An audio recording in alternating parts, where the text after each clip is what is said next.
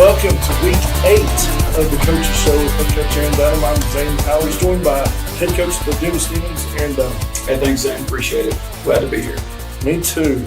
A couple weeks ago, a couple Friday nights ago, we played against Randall over in Kimbrough Memorial Stadium. Happy State Bank Field, I think is what they call it now. Fell just short by a final score of 17-13. Coach, you guys outgained Randall 311 to 251. Seemed like we had a good game plan on both sides of the ball. We just couldn't convert into points at key moments when we needed to. Talk about your offense and your defensive effort a couple Fridays ago. I did. Again, it was a good football game. We knew this coming in when this district changed and when Randall moved into. Randall's been a 5A football program that has been to 3-4 rounds deep for many years here, for 3 or 4 years, and so we knew it'd be a test, and it was. It was a really good game. We did, as you talked there, we outgained them 311 to 251. You go through a lot of categories and we outgained them, but we just didn't in the score, and that's the one that really matters. And there were some reasons why we didn't. I thought we did a good job. As you talked about game plans, I thought we did a great job on defense. They hit us early on a few plays. I thought our staff did a good job. I thought Coach Hernandez, our defense coordinator, did a good job making adjustments on the sidelines, and our kids did as well. We made some adjustments and we got them stopped. Moved the football offensively up and down the field, but just not in the red zone. We got inside the red zone 3 times, of which we came away with 0 points. And so, that anytime that you do that in a close game like that, you're not going to win those games. And so we understand that. It was a big game for us. And I just, but I think we'll learn from that. We had opportunities. We came in. I think I learned. I think, if I had it all over to do again, I might be a little bit different on those 3 opportunities inside of the goal line. But, we brought our field goal unit out twice, of which we got both of them blocked. And so we're going to be better. We're going to have to execute better on that if we want to win the games like that. And so we're going to be challenged. We're going to be challenged the rest of this district race and all throughout the playoffs. And so disappointed that we couldn't come away with a win in that game. But I definitely. We still have a really hungry football team. We have some things we needed to work on. We did that during the open week, and so excited about where we're at right now. It's a game, I think, that started out, I don't know that you guys could have scripted a better start defensively. First series, Emmanuel Banez jumps around and gets an interception return for a touchdown. Again, just shows the ability of him as an athlete. He's a two-way starter for us, and he made a really good read. And jumped to play and took it back. So it was a great start for us. And we just, with just too many mistakes throughout the game that didn't allow us to win the football game.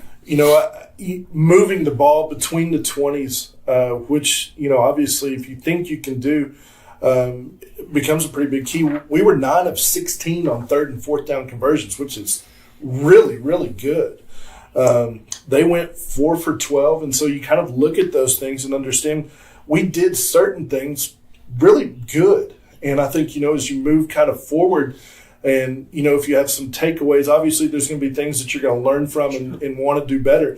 But that's one of those things where you say, if we can do this consistently, it's going to be a good thing. Agree. And we just got to convert on certain places on the field. Sure.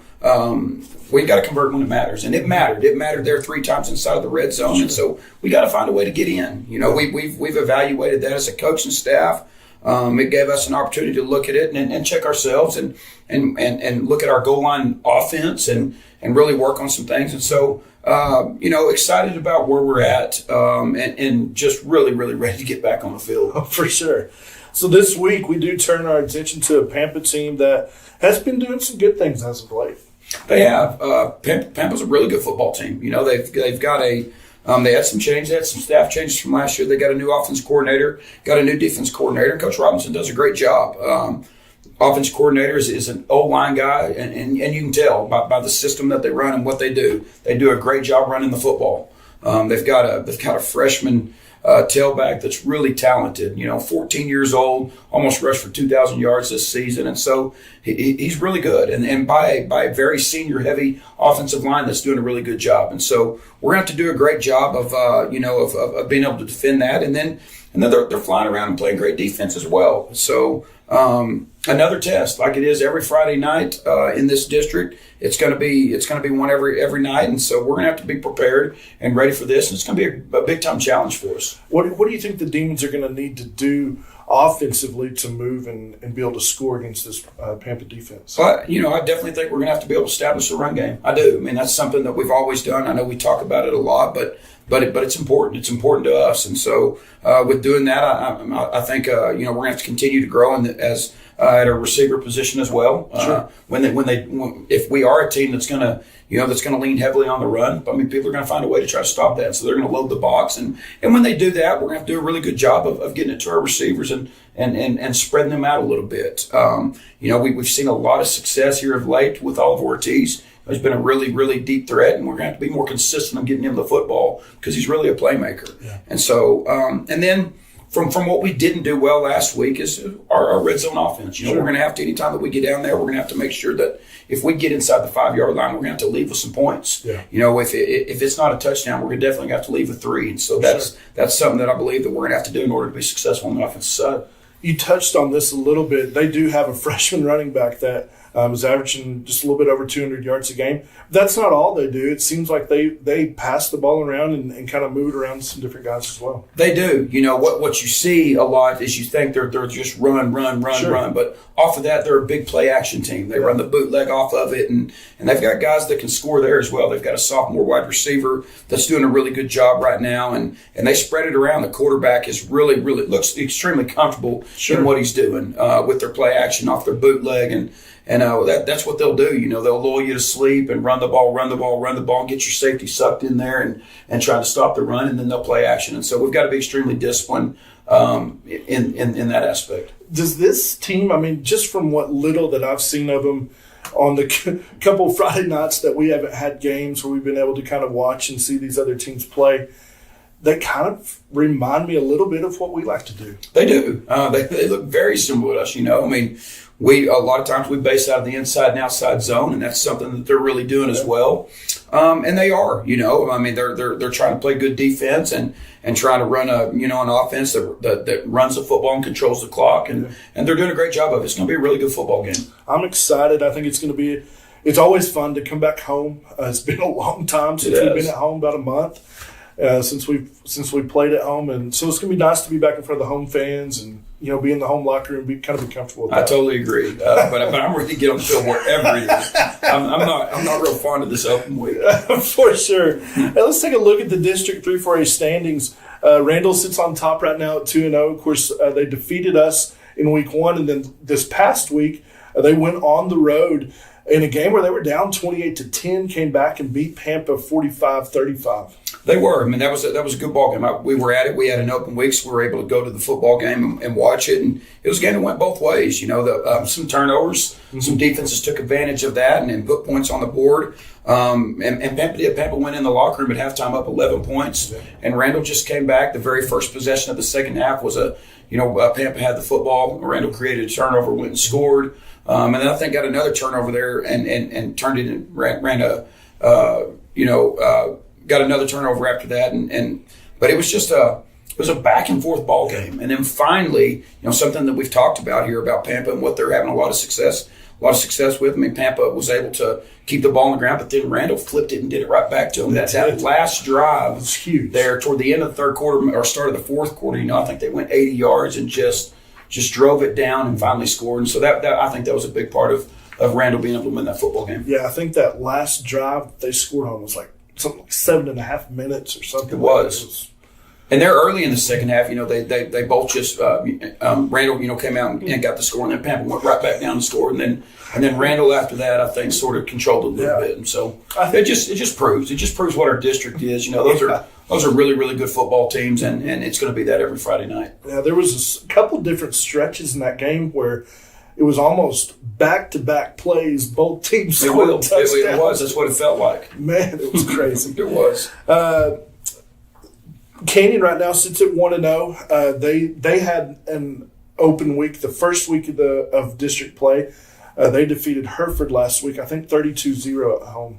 Playing really good football right now. Canyon's, I think, ranked number 9 in the state. They're undefeated, and so deserving of that. Sure. I think also what Canyon's done is that I've noticed that they've done a great job. They had an injury, their quarterback's out, and they've done a really good job of putting the pieces together and trying to find ways to win. They moved their inside linebacker over and running some Wildcat style offense, which he's doing a great job. They were able to beat Andrews in that style, in that fashion, and then they had an open week, and then they come back against Hereford, and so very deserving, really good football team, and again, every Friday night it's going to be very difficult. It is. Well, those two teams are going to play each other. So Randall and Canyon right now sit in first and second, maybe tied for first, just how you want to look at it. Neither one of them have lost yet, but one of them will have a loss after Friday night as they play each other. And so they play each other. We're the only other game taking place. So there's only 2 games every Friday night in our district because of the 5 teams. Pampa sits right now in third place at 1-1. Again, they beat Hereford in the first week in Hereford, and then lost to Randall last week at home. We're right now in fourth place at 1-1. We've only played 1 game because we had our open week last week, and then Hereford's at 0-2. So that's where the district standings are right now. Again, big games every week. Every week, it's there's going to be games that are going to take place and make these standings look like they do. But for us, the rest of the way, it kind of feels like every single time we go out, it's important that we are ready to go. It is very, very important. You're looking through this deal and you're trying to find out what's going to take place and who's going to be in the playoffs and how's this thing going to shake out. We control our own destiny. Sure. We do. It's important that we get ready every Friday night. If we win out, we'll be right where we need to be. And so control what we can control. Try not to focus on everybody else. Big game this weekend with us in Pampa. And it has been. It has been for the last 3 or 4 years. This game has been just a battle, whether it was at Pampa or whether it was here. And so I would expect the same to come this Friday night. For sure. Well, Coach, let's move on. Kind of change directions completely. We'll go into some personal picks here. What's your favorite thing to cook on the grill? I like to cook about anything on the flat grill. I'm not a big smoker or anything like that. I really like to cook on the flat grill, and that's about anything. Yeah. I mean, from fried rice to breakfast to anything. Yeah. So I really do like the flat grill.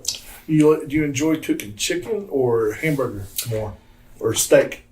Probably because of what my family likes, I probably cook chicken a little bit more. But if I'm going with my own preference, I'd rather have a steak. Yeah, throwing a steak on. Yes, sir. I feel you on that. What do you consider? This is a nice little question here. What do you consider the most legendary Little Debbie snack? I got to go with an oatmeal cream pie. Okay, all right. I got to, but I think they're all good. Yeah. I'm not sure that I've ever found a bad one. I like the nutty bars. I'm a Coach Linger on there. This. You go. I agree with that. That's good. Okay, let's kind of move. A couple weeks ago, we talked about the stadiums down in the Permian Basin, Grande Communications and Ratliff, both ones that we've played in the last few years. Let's move a little bit closer to home. 2 similar stadiums, similar that they were older stadiums, and they've both kind of been renovated a little bit to be more modern. Which place do you prefer to play, Kimbrough Stadium or Dick Bivens Stadium in Amarillo? Both are really good stadiums. Both school districts really made a push to really improve them, and I think they've done a great job.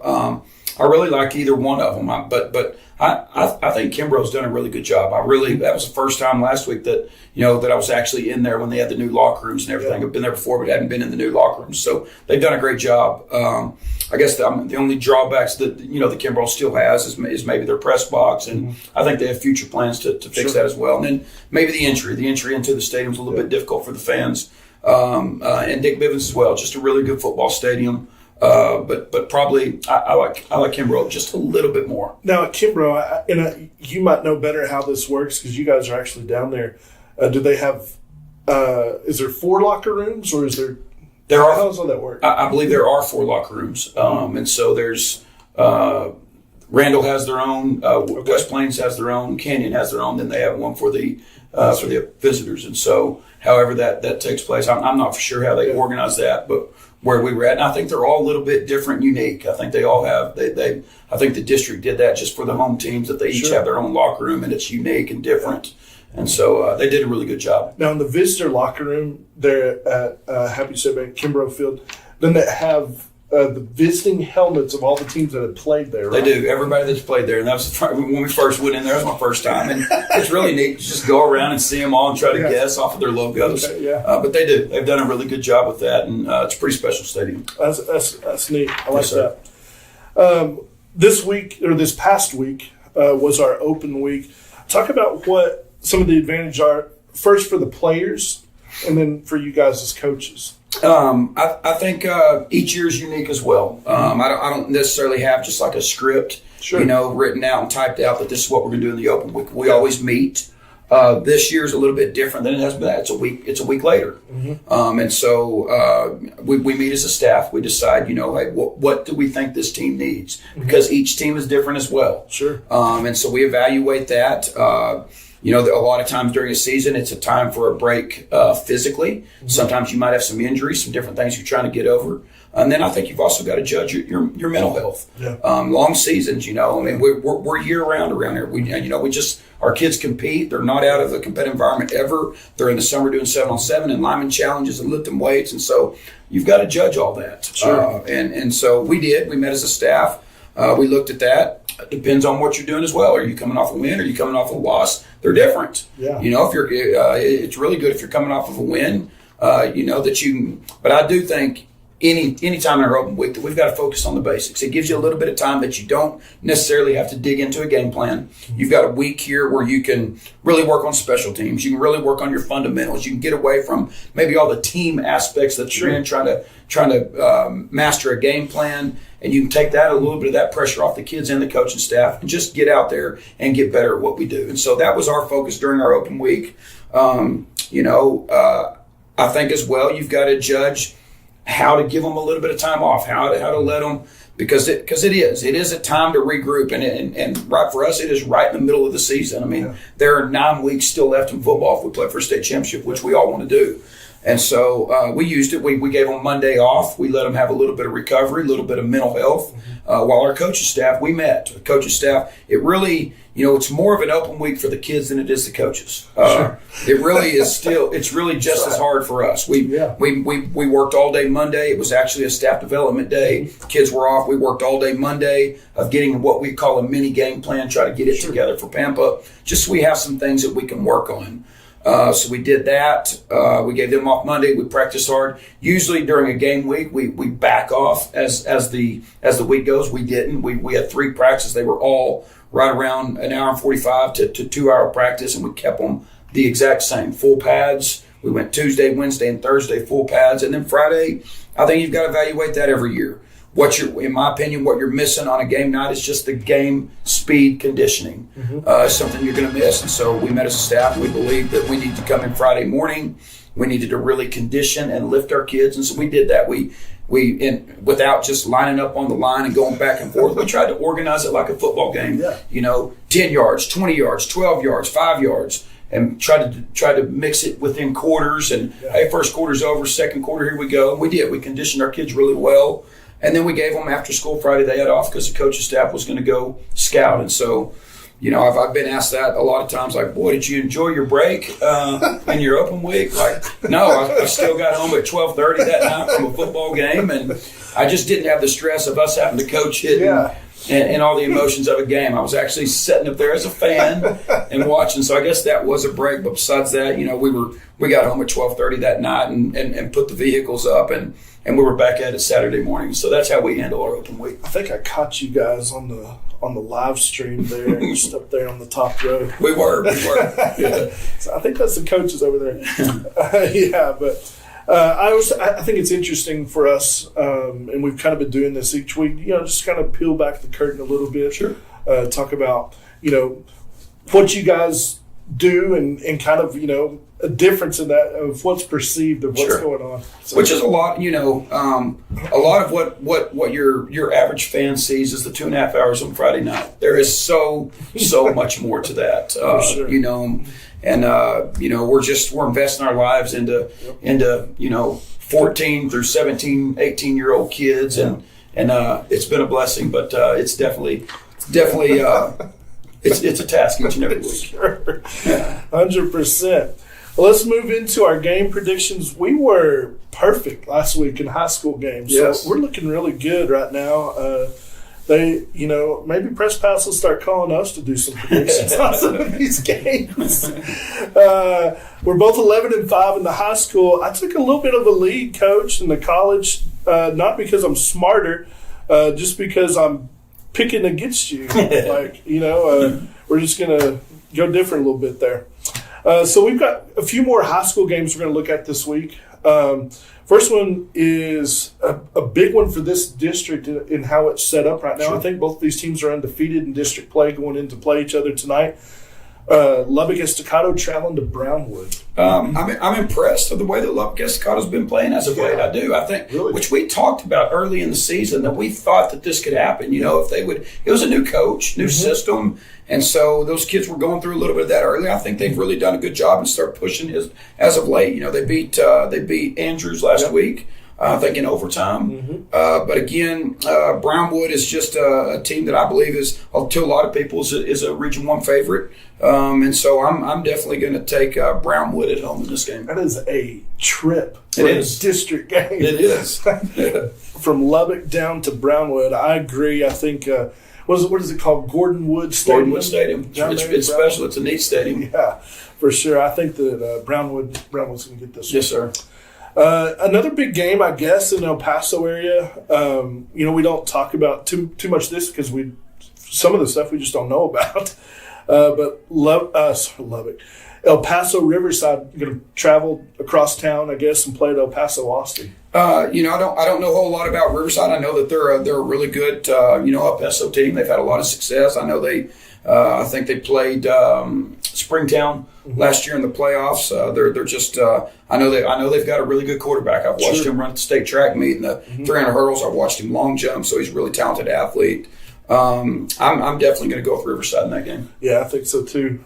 They've shown, at least in the El Paso area, they're kind of the upper echelon of those teams. Agreed. Next one again, Plainview for 2 weeks or a couple times here recently playing against an Abilene team. Played Abilene Wiley a couple weeks ago. This time Abilene Cooper going to travel into town. One of your old stops there. They're going to come in and play at Plainview. Again, a lot of familiarity with Abilene Cooper. Coached there for 4 years. Still, Coach Rowan, the head football coach there, still a good friend of mine. Still on staff working there. And then it's a little neat game because Plainview used to be their ex-offensive coordinator. So that's right. Coach Haddock was at Abilene Cooper. Right. After I left, he came from Abilene Cooper, and so it'll be a good ball game. But I'm definitely I just think Abilene Cooper's a better football team right now. Yeah, Cooper seems to be in a little tradition. Yep, for sure. Shallowater and Bushland play each other this week. Shallowater going to travel up to Bushland and play. Again, this is one of those matchups that they're talking about is kind of a barometer to see, how good really is Bushland, which I think they're really good. But this big game this week. I would agree with that. Bushland's a really good team, and Shallowater is too. Shallowater's a program that's they've got a new coach in there as well, and he's done a really good job. And so I do think it'll be a good game. I mean, I think it'll be a test for Bushland. But again, I just think. I think Bushland's got a really good football team right now. I think they've moved up to number 2 in the state right now, right behind Franklin. Very deserving, and so at home, it's. I'm going to take Bushland at home without a doubt. I'm with you. I'm on the Coach Dunham train this week. Another interesting matchup. This one, a district game. West Plains playing at Perryton. West Plains, to me, has kind of been surprising at how well that they've been able to get things going here in year one. Perryton, though, I think is also a really good team that's kind of been hiding over there in the side because they've played a tough schedule up to this point. They have, and West Plains is. I mean, I've just seen them progress. I think they've gotten better every single week, and they're really starting to gel. Those were all a bunch of new kids and a new staff, and I think there was a lot to figure out there at West Plains early, and I think they're doing a great job figuring that out. Perryton has had a tough schedule. And again, I think this is probably a toss-up, but with it being played at Perryton, I'm going to go with the Rangers in this one. I'm with you, Coach. Another big rivalry-type matchup game down there in Lubbock. Lubbock Cooper playing at Lubbock Monterey. Monterey with a new coach as well. They've struggled a little bit. I think they're actually 0-7 right now. And I'm definitely, I've been on the field with Lubbock Cooper and seen what they have, and so I'm going to go with Lubbock Cooper in this one. Pirates. Going with the Pirates in this one. There's 5 ranked on ranked matchups in college football. And each one of these games, again, I think are all toss-ups. Agreed. First one's in the Big 12. It's Kansas State. They're number 17 playing at number 8 TCU. Going to be a really good game. Kansas State's a quarterback, I think he was a transfer from Nebraska. Really has fit into that system there at K-State really well. They're playing really good, but so is TCU. I mean, TCU's has proven themselves. I mean, they've played against some good opponents week in, week out. With it being at TCU, I'm just going to take the home team in this, TCU. I'll go with you, Coach, again. I think the purple team is going to win. Yes, both sir. Purple. Yes, sir. We'll go with the Horned Frogs in this one. College Game Day is going to be on the West Coast this weekend for this next matchup in Oregon. Number 9 UCLA at number 10 Oregon. Don't have a whole lot to judge. I mean, I'm not a huge fan of either of these teams, but I've seen a lot of UCLA's been playing some good football. Yeah, I've been. And I just something that I can't get out of my mind is just that first week loss to Oregon, that first week loss that Oregon had, and so with it being at Oregon, I'm going to go out, but I'm going to go with the visiting team. I'm going with UCLA. I think you're probably going to be right on this. I'm going to pick the home team just so they can say, It took me 8 games to pick against you, so I'll go with the home team in this. College football is so wild and crazy, and it seems like to me there is beginning to be where all the teams are starting to even up a little bit, kind of get closer to each other. A lot of parity, I guess. Is what it is. Sure. And so when you're playing at home, man, it is just a different atmosphere. It matters. Agree. Sure. The next game's another good one. This is an ACC matchup. Number 14 Syracuse, that I think has been kind of a surprise up to this point, playing at number 5 Clemson. A little bit. I mean, Syracuse offense coordinator is actually a good friend of mine, Coach Gilbert. We coached together at Temple. Oh, cool. And we actually coached together at Abilene Cooper as well. Okay. But they're doing some great things there. Yeah. Again, I just think it's going to be really, really tough. I mean, Clemson's got a good football team. I think it's going to be really tough to go into Clemson and beat them. I'm going to go with Clemson at home. Awesome. Yeah, I think that I'm with you on this one. So, going with Dabo. This is another Big 12 matchup between two teams that have been playing really well as of late. Number 20 Texas at number 11 Oklahoma State. This is a big game and a really tough matchup. Oklahoma State at home is really good. They play great football. I think Texas has a little something right now. I mean, I think they're starting to really put some things together. I think they're getting better. And I don't know. I don't know if this is the right pick, but I'm just going to go with it. I'm going to pick Texas. Yeah, they got Ewers back, their quarterback, who was quarterback in the Alabama game. That, yes, sir. Really kind of kept things close for him there. And again, Oklahoma State at home, T-Boone Pickens Stadium. It's tough. It is. It gets loud and rowdy. Man, it's like playing in a box. They've got the edge of the basketball arena that almost goes out onto the football field. Don't they have the paddles and stuff that they're beating on the wall? Slapping on the section. So yeah, I'm going to go with Oklahoma State Cowboys. Go. I think again, each one of these matchups going to be fun to watch on Saturday.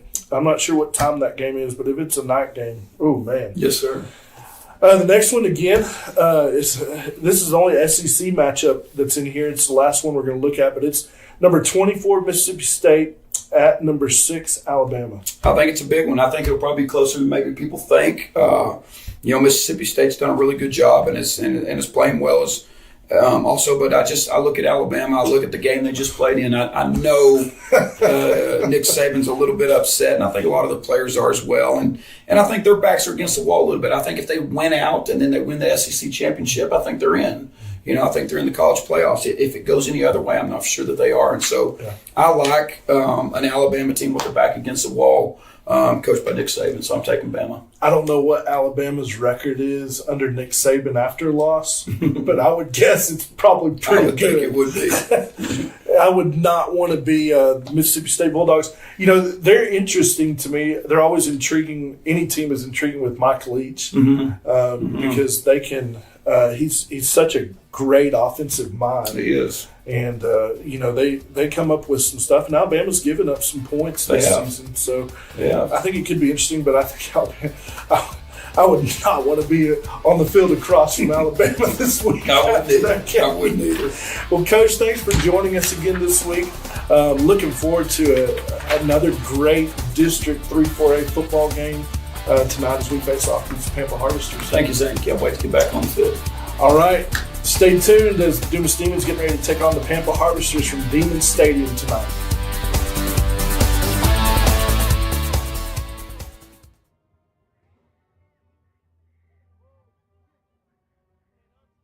The First United Methodist Church of Dumas is a Methodist congregation founded in 1901 and has been ministering faithfully to Moore County since the beginning. Their doors are open to any and all who wish to come and worship and serve God within the Methodist traditions. Give them a call today to learn more at 806-935-7200. Designs and More supports our area youth and is the premier hometown source for Demon and Demonette fanwear. Their professional designers can create custom embroidered caps or shirts. Let Designs and More turn your next business design into a masterpiece. Designs and More, 608 South Dumas Avenue, 806-935-7518.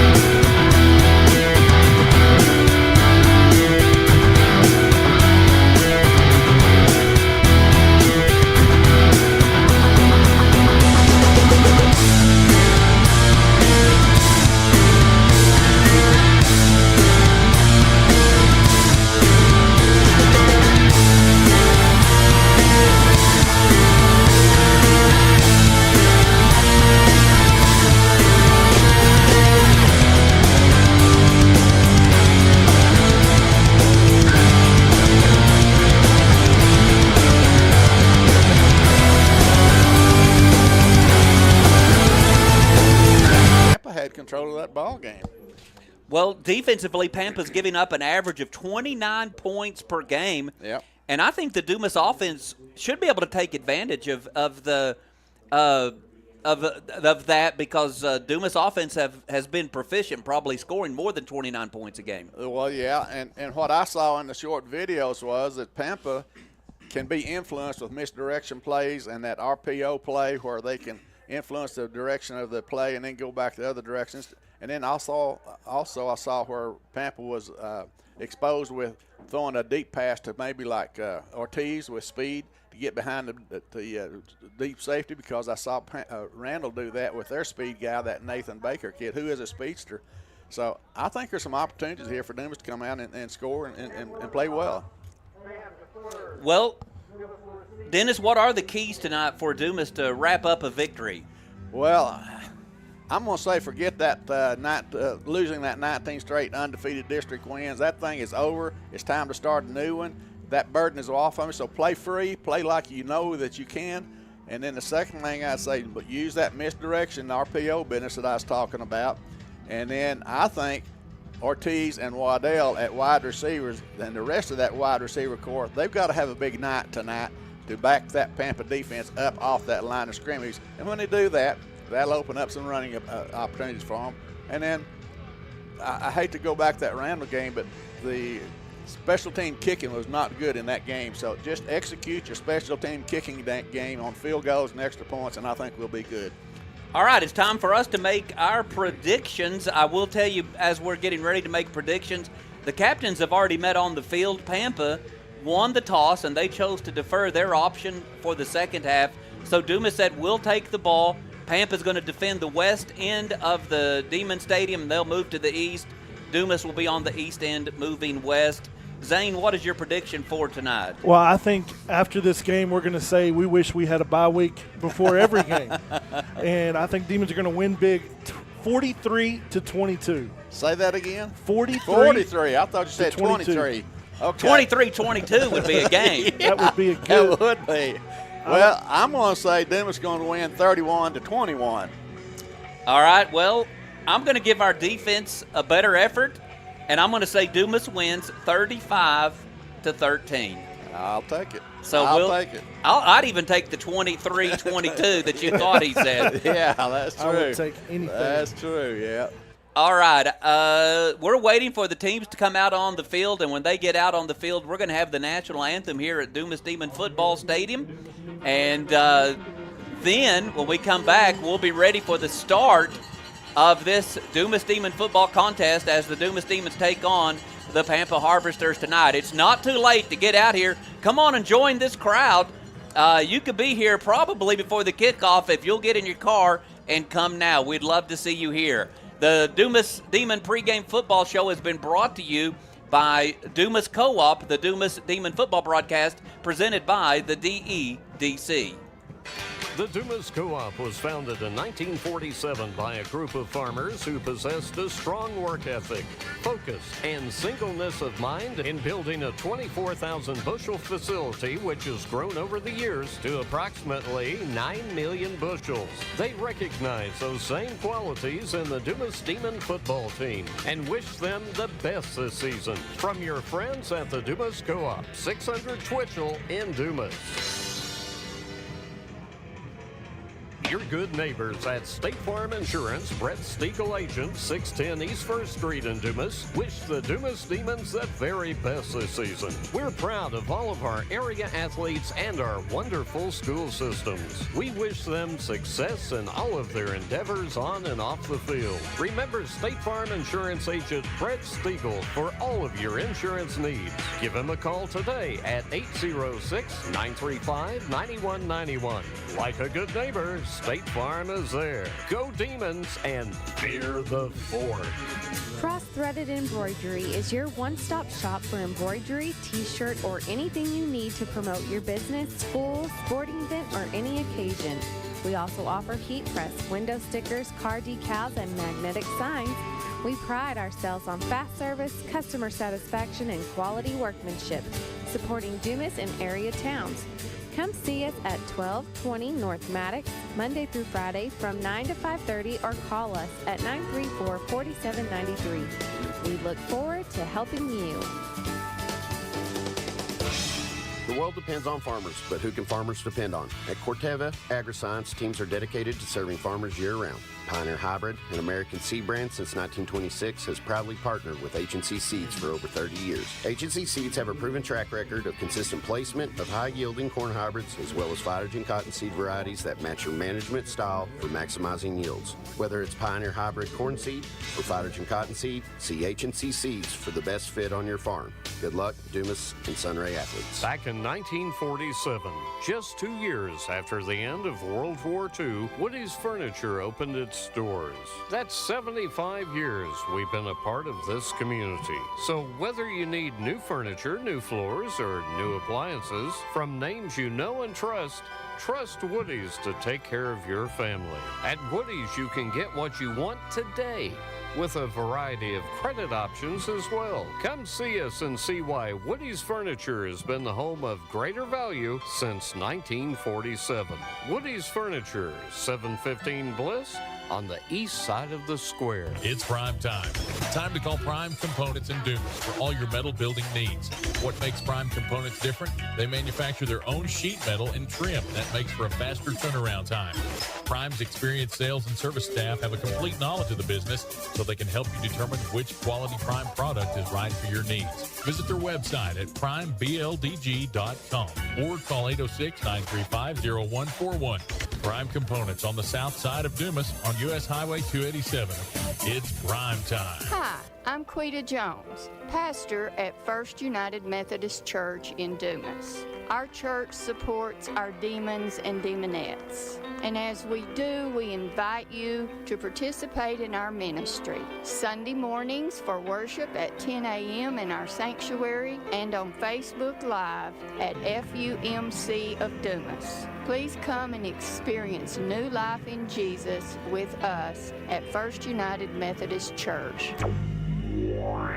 Since 1951, Broxton's and Sunray has been a proud sponsor of area athletics. Uncle Bobby and his family understand the value of teamwork and determination and wish the best for all of our student athletes this year. We invite you to come in and take a look at our great selection of furniture, appliances, electronics, and carpet. Come see us today at Broxton's, 315 Main in Sunray, where it pleases us to please you. All right, we are back at the Dumas Demon Football Stadium getting ready for the start of this District 3 4A football game. I believe the kicker for Pampa is Samuel Munoz. Yes, sir. And deep for Dumas, I believe, is Luis Escarcega and Emino Marquez. And it's going to go to Emino, I believe, at the 10. He's going to come straight up the middle looking for an opening. He has one. He has one person to beat. Now it's a foot race. There goes Emino Marquez. Touchdown, opening kickoff, Dumas Demons. All right, let's go. What a way to start. Emino took it coast to coast then. That's a house call, as they say sometimes. What a way to start. I don't know if that happened because of the off week or whatever you want to call it, but I tell you what, that front line really opened up that gap for him to go through. So, great start. What's sad, I forgot to turn on my recorder, so. Oh, yeah. All right, Dumas is in a wild swinging gate. This extra point brought to you by Panhandle Collision, 700 South Porter. Dumas has 4 players on the right, 3 in the middle, and 3 on the left. And I think they're waiting for one more player to come in. Yeah. And here comes Keegan Ireland. And now Dumas is going to come with the regular field goal unit. Yeah. As Victor Morales comes in as well. They only have 7 seconds left on the clock, now 5. Surely you wouldn't want to call a timeout here. They're going to have Maybe to. They do. All right, Dumas calls the timeout, so Dumas leads 6-0. We're waiting for the extra point attempt, and we'll come back in 30 seconds for that attempt. Beeson Morrison Funeral Directors maintains the tradition and the heritage that was started in 1943. We pride ourselves on our service and our dedication to the Dumas, Stratford, and Sunray, Texas communities and the families we serve. We're proud to be Dumas's only locally owned funeral home. We're not just your funeral directors, we're your friends and neighbors, and proud supporters of the Dumas Demons, Demonettes, Sunray Bobcats, and Lady Cats. All right, Dumas had to use a timeout, and that may be a state record, the earliest a timeout has been called in a game. We've played 13 seconds, and Dumas now only has 2 timeouts left. So Victor Morales on for the extra point. Parker Dunham holding. There is the snap. The ball's down. Kick's on the way, and the kick is good. And the Dumas Demons will lead 7-0 after running back the opening kickoff. We'll take a timeout and come back for the Dumas Demon kickoff right here on the Big Country 95.3 FM. In Dumas and Delhart, Wesco Rental is a hometown company you can call for high-quality rental equipment and tools for nearly any project, professional or home. And also pick up everything you need to celebrate. Try our popcorn machine to give your parties that extra pop, or sweeten the day with our cotton candy machine. With bouncers, snow cone machines, and a margarita machine, Wesco Rental will make it an event to remember. Give us a call at 935-7185 or come by 234 West 1st and let us make your perfect party a snap. All right, now we're ready for the Dumas Demon kickoff. And this kickoff is brought to you by Goodwin Heating and Air Conditioning. So was the other one. And Goodwin Heating and Air Conditioning, they are your Lennox dealer here in Dumas. Victor Morales set to kick off. And deep for Pampa, Zane, can you give me a number? Yes, number 10. It's going to be Jaden Wagner. Boy, I like having Zane up here in the booth. He kind of, our eyes on the crowd. Those binoculars come in handy. They do. It's kind of hard to see numbers from up here. Yep. All right, so Morales ready to kick off. And here we go. He boots the ball, and it's going to be taken by Wagner at the 4. Wagner comes up the middle looking for some room, and he has a slide opening. And now the ball's on the ground, and Dumas gets on it. I think the ball's going to go to the Demons. I think you're right. Dumas is pointing that way. Let's see what the official do. Oh, I think Pampa got it back. Did they really? Yep. How'd they get that back underneath all that? I have no idea. I bet somebody pulled it away from that Dumas guy because I saw him on top of the ball. That's interesting. I really thought Dumas was going to get on it, and I did too. How big would that have been? That'd have been huge. Oh, yeah. Gracious. Michael Campos is the quarterback for the Pampa Harvesters, and Max Neff is the running back standing behind him. One receiver goes to the left and one to the right, 2 tight ends in the formation. Now here comes the guy from the right moving back over to the left. It's going to be a high snap, and they're going to give it to Neff. He's going to get hit at the line of scrimmage, and we'll see who is underneath all that crowd, Zane.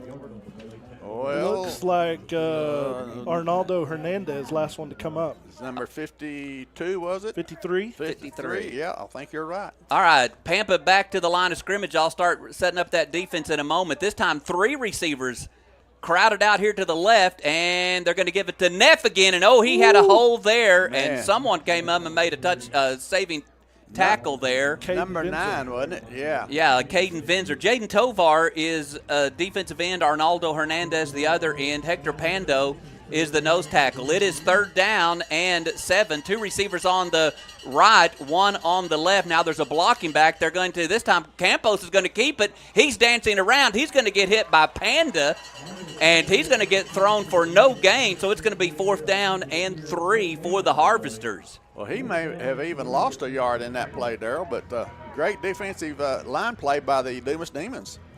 All right, the linebackers real quick. Caden Vinzer, Sabian Perry, Angel Quiros, and Aurelio Medrano, and I'll get the secondary next time. Deep for Dumas, is that Parker? Doesn't look like Yes, it is Parker. Okay. And there is the snap. It's good. There's the kick. It's long, but it's not very high. Parker's going to, he dribbled, bobbles the ball. Now he has it at the 10. Coming back upfield, looking for something. And he's going to get it all the way to the 16, and that's where Dumas will have their first offensive possession, even though they lead 7-0.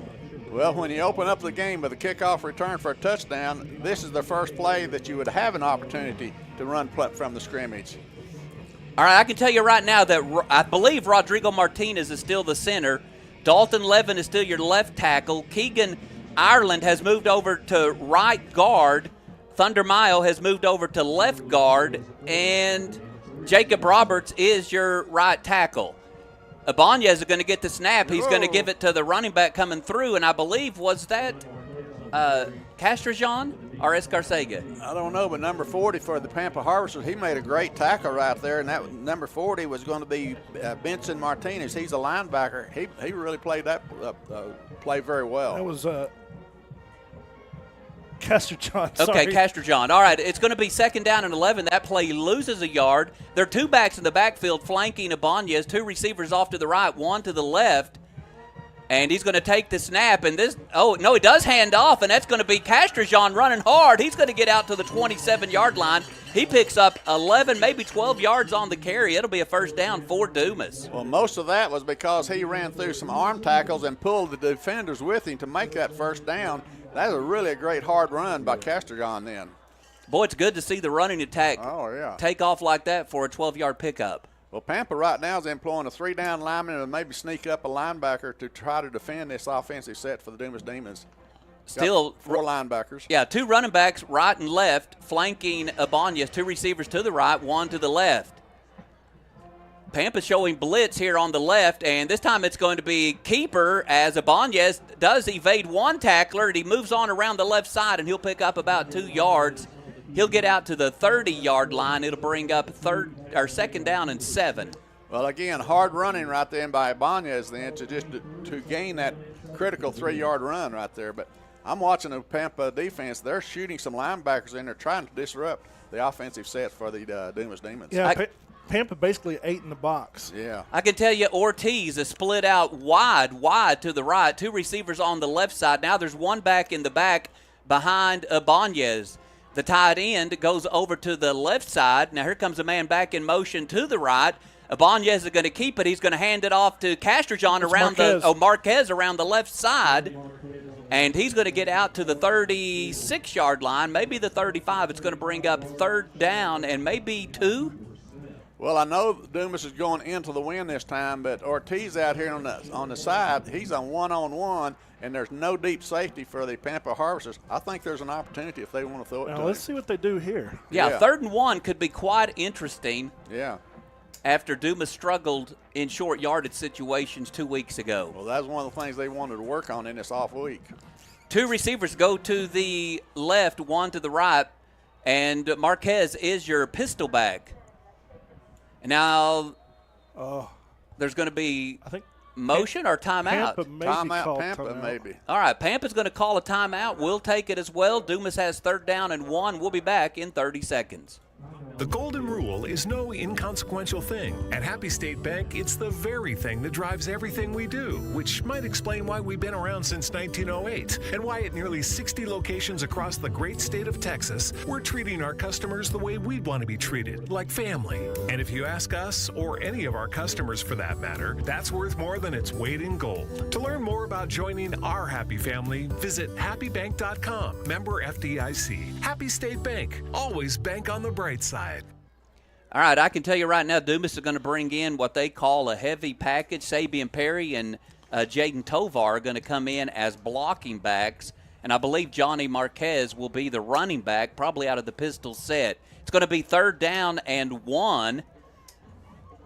Is this something we have not seen before, or have we seen this heavy set before? We've not seen it this year, but I know they worked on it last week. Coach talked to us about that in the coaches show before we aired. Right. Aurelio Medrano is one of the blocking backs, and Tovar. So it's going to be 3rd down and 1. Ibanez is the quarterback. He's going to take it. Whoa, he bobbles the ball. He picks it up. He gets a block, and now he's in trouble, and he's going to get brought down for about a 15-yard loss back to the 23-yard line. And Dumas is going to be forced into a kick. Well, I'm not sure what happened then. The snap wasn't all that bad, but it just never could get a grasp of it to pull it in, and fumbled around and finally got it down, so made that big loss right there. All right, Ibanez is your punter, deep for Canyon. I believe, is that Wagner, number 10? Yes. Can't tell you. All right, Ibanez standing at his 12, Wagner at his 30. Kind of a high snap. It's going to be a low kick. It's going to be a long kick that takes a bounce now. Dumas defenders coming. Wagner lets it bounce. It goes all the way to the 17-yard line. So what a change in field possession right there. Yeah, probably gained another 10 yards once it hit the ground and started rolling back. That was a 61-yard punt. Wow. Ibanez. And it probably didn't get much more than higher than head high. No more than 60 inches above the ground. Yeah. But it's an effective punt, that's for sure. All right, Parker Dunham and Tanner Cohen are your safeties. Emino Marquez, who had that opening kickoff return, and Emmanuel Ibanez are your cornerbacks. Campos is going to be the quarterback for Pampa. Pampa will have 3 receivers bunched together, but away from the line of scrimmage on the left. Neff is the pistol back, and it's going to be a handoff to Neff, and he's going to get nowhere. Dumas just blocking that up, and he will get back to the line of scrimmage, so it'll be 2nd down and 10. Well, that was the same formation that Pampa had that kind of almost broke Neff off on the previous play. At that time, Dumas defended it very well. It's hard for me to see who is in on the tackle. I had Aurelio Madrano. All right, we'll go with it. 2 receivers this time on the left, 3 on the right. Empty backfield for Campos. He's back to pass. Now he's looking out to the right, and he has a receiver open way down the middle. Emino Marquez comes in and makes the tackle, and it will be caught by Justin Martinez. Number 17? 13. Justin Martinez, okay. Boy, that was just a streak pattern to the middle, and the quarterback for Pampa hit him in a dead run. Nice execution of that play by the Pampa Harvesters. All right, here is the strong I formation. 9 Pampa Harvesters are in a line, and now they spread off into a formation. 3 receivers go to the right, 1 to the left, 1 back in the backfield, and they're going to do a quick bubble screen, and Dumas defends that well for no gain. And coming in, Tanner Cohen, I thought, was going to have a chance really to make a big play behind the line of scrimmage. That's what I was waiting on, Darryl, when I saw Tanner coming in like that. I thought he's going to make maybe an interception, but as it is, no gain. Sometimes they put a lineman out over there, and I couldn't see the numbers if they were. It was. 2 receivers right, 2 tight ends in the formation. Now one of the receivers sprinting back to the left, and they're going to give it to Neff trying to find something. He runs into the line of scrimmage, bounces over to the right, and he still can't find anybody. Dumas drives him back for maybe a pickup of a yard, maybe 2. It's going to be 3rd down and 8. Well, the Dumas defensive line met him at the line of scrimmage and pushed him back for that, maybe a short gain at most, but no more than that. Zane, I couldn't tell who was in on the tackle. Tanner Cohen came in from his corner, safety spot and got him. Okay. Right now it's going to be 3rd down and 8. Pampa has a little confusion. Yeah. I think they're going to have twin sets on both sides. And now they're going to do 3. Neff becomes one of the receivers out here on the left, 2 receivers on the right. So empty backfield. And now Neff and one of the other receivers trade places. And now Pampa's going to call a timeout. I don't think anybody knew where they were going. I think you're right. All right, this will be our 3rd timeout, and we've only played 7.5 minutes. We have 4:48 left in the quarter. Dumas leads 7-0. We'll be back. Bartlett's Lumber and Hardware here in Dumas has everything you will need to start and complete any project. If you need lumber, glass, roofing, paint, hardware, or plumbing supplies, come to Bartlett's and allow one of our knowledgeable salespersons to help you. For great prices and excellent customer service, remember Bartlett's Lumber and Hardware at 920 Dumas Avenue or call 935-8182. All right, we're back. Pampa has 3rd down and 8. The ball is on the Pampa 48-yard line. 3 receivers now to the left, 2 to the right. Empty backfield for Campos. And now coach is kind of directing some traffic for the secondary. Blitz. Campos back to pass. He's under pressure. He throws it down the middle, and he has a receiver open again. It's going to be caught down at the Dumas 25-yard line. And that time it was number 11, Jet Schumacher. And Pampa will have a 1st and 10 on the Dumas 24-yard line. Well, that tackle was made by number 9, Caden Vinzer. He's a linebacker, isn't he? Yeah, he was the one back in coverage. Okay. 2 receivers off to the right. We have a blocking back behind the right guard, right tackle. Neff, pistol formation. Now the blocking back moves to the left. There's the snap, and it's going to be bootleg over to the right. They're going to throw it, and goes incomplete. Intending for, I believe, a tight end coming across the field. And he's throwing his, he thinks it's a pass interference. I don't know if y'all saw that. I think it's defended by James Coley, wasn't it, number 12? Did I see that number right? Well, either way, is an incomplete. I'm not sure. Might have been Parker. Could have been. All right, it's going to be 2nd down and 10. 2 receivers on the right, 1 on the left. Campos is your quarterback. Your pistol back is Neff. Now Neff is going to split off to the left, so there's 2 to the left, 2 to the right. And now there's going to be a motion penalty against Pampa. That's going to back it up 5 yards. It'll be 2nd down and 15. I'm not sure the motion. Is it because there were two guys in motion at the same time? I think so. I was watching Dumas defense shift to their assignments, and I didn't see the motion play. But those 5-yard penalties like that when you're driving, that just sets you back, and just hate to see those things coming if you're an offensive man. Empty backfield, 2 receivers left, 2 receivers right, tight end on the right side as well. Now here comes a receiver running across the middle, back to the right. Campos back to pass. He's looking left, and now he's going to throw to Neff over here on the left side, and it's going to be out of bounds. He's about 2 yards out of bounds. He did come up with the catch. I think that was Neff. Or was that Miguel? No, it wasn't Campos. It was Neff. Oh, was it? I think so, number 9. 9. Okay. Yeah. That's a pretty good catch for a 14-year-old freshman. Well, I'll tell you what, Abanya is playing over here on this corner, also plays with safety. He was right side by side with Neff on that play. 3 receivers go to the right, 2 to the left. Empty backfield again for Campos. It's 3rd down and 15. The ball at the Dumas 29-yard line. Campos is going to take the ball, fake the screen, and now he's in trouble. He just throws it on the ground. He was under heavy pressure from Aurelio Madrano. Yes, he was. And he did that purposely to make sure that it didn't get picked. Well, he had a receiver over there in the area, but it didn't even get halfway to him before it hit the ground. 4th down now, guys. Not sure what Pampa has as a place kicker, but it looks like they're going to go for it. They're in the elongated I formation. Everyone's in the I except 3 receivers, 2 to the right, 1 to the left. And now there comes another guy into the I formation. So 1 receiver right, 1 receiver left. And now they empty for 3 on the right, 1 on the left. Neff is your pistol back.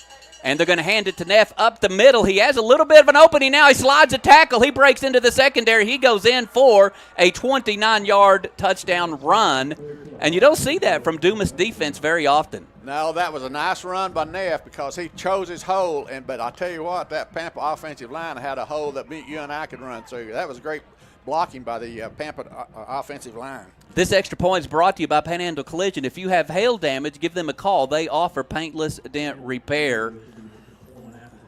And Samuel Munoz on for the extra point. Oh, Dumas was almost had a block, but the point is up, and it is good. So with 4:01 left in the first quarter, we're all tied up at 7 apiece. We'll come back for that Pampa kickoff. Stay tuned. We'll be back here in a moment.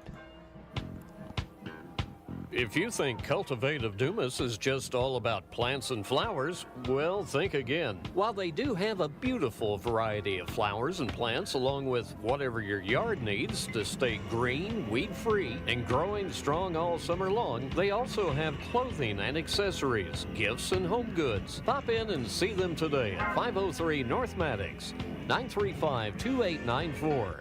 Cultivate of Dumas.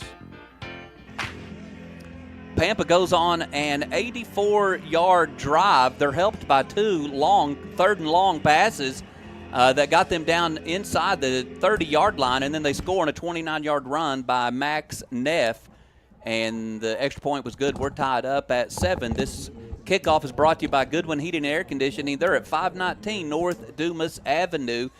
Emino Marquez and Luis Escarcega are deep. And this time they're going to hit it over, and boy, Dumas gets it.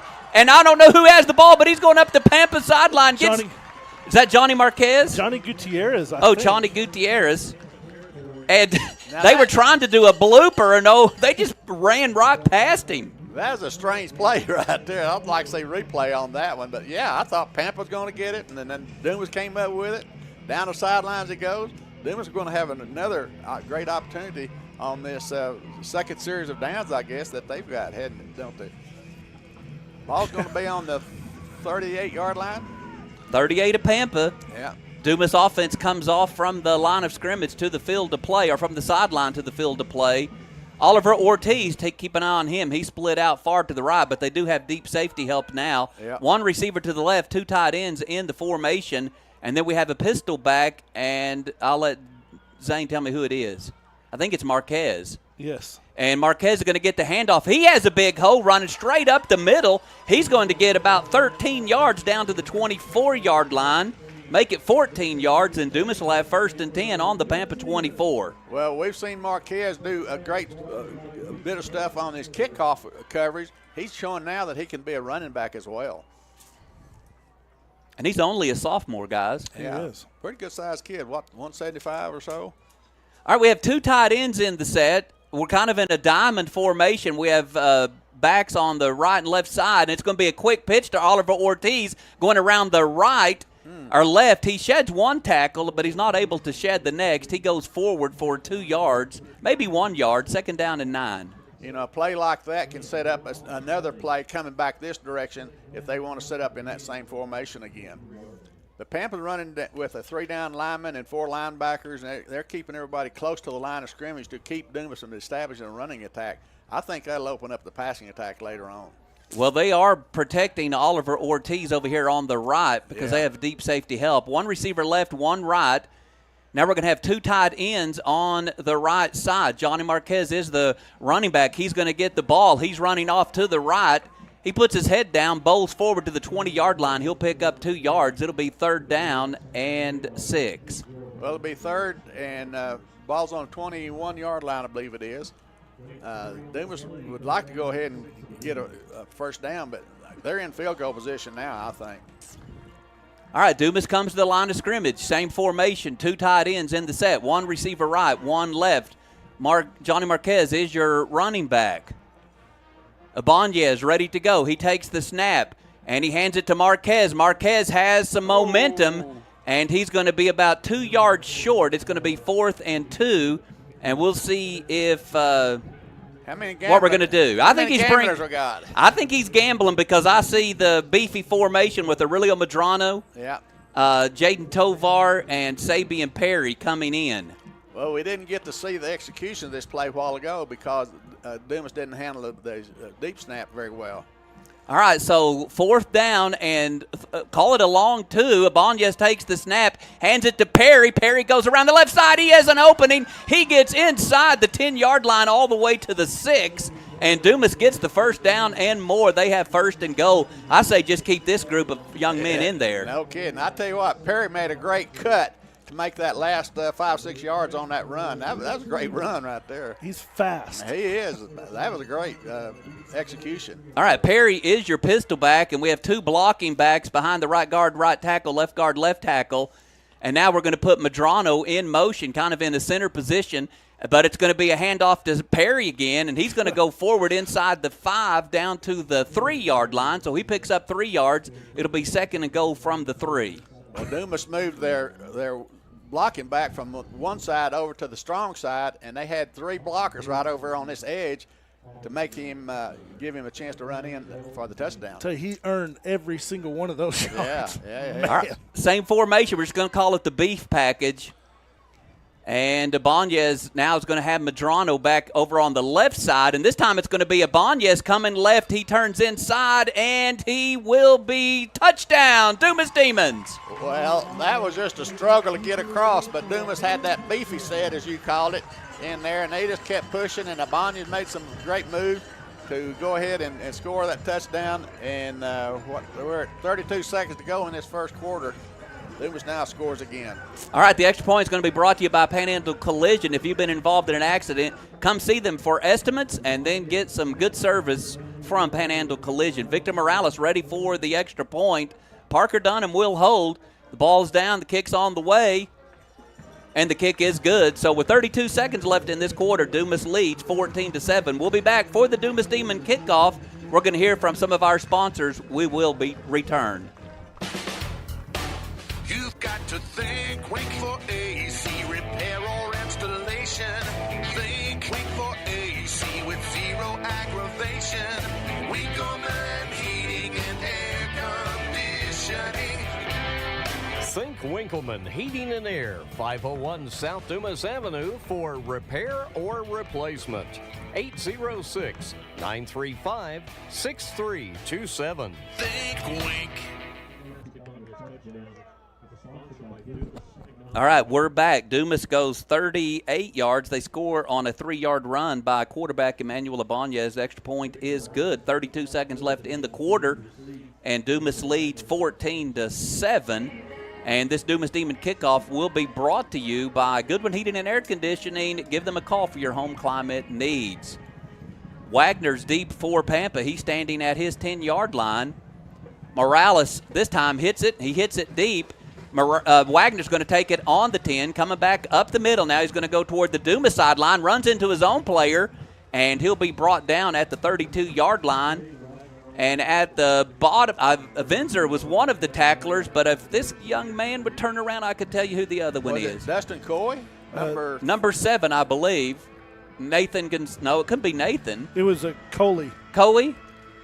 What number is? 12. 12, okay.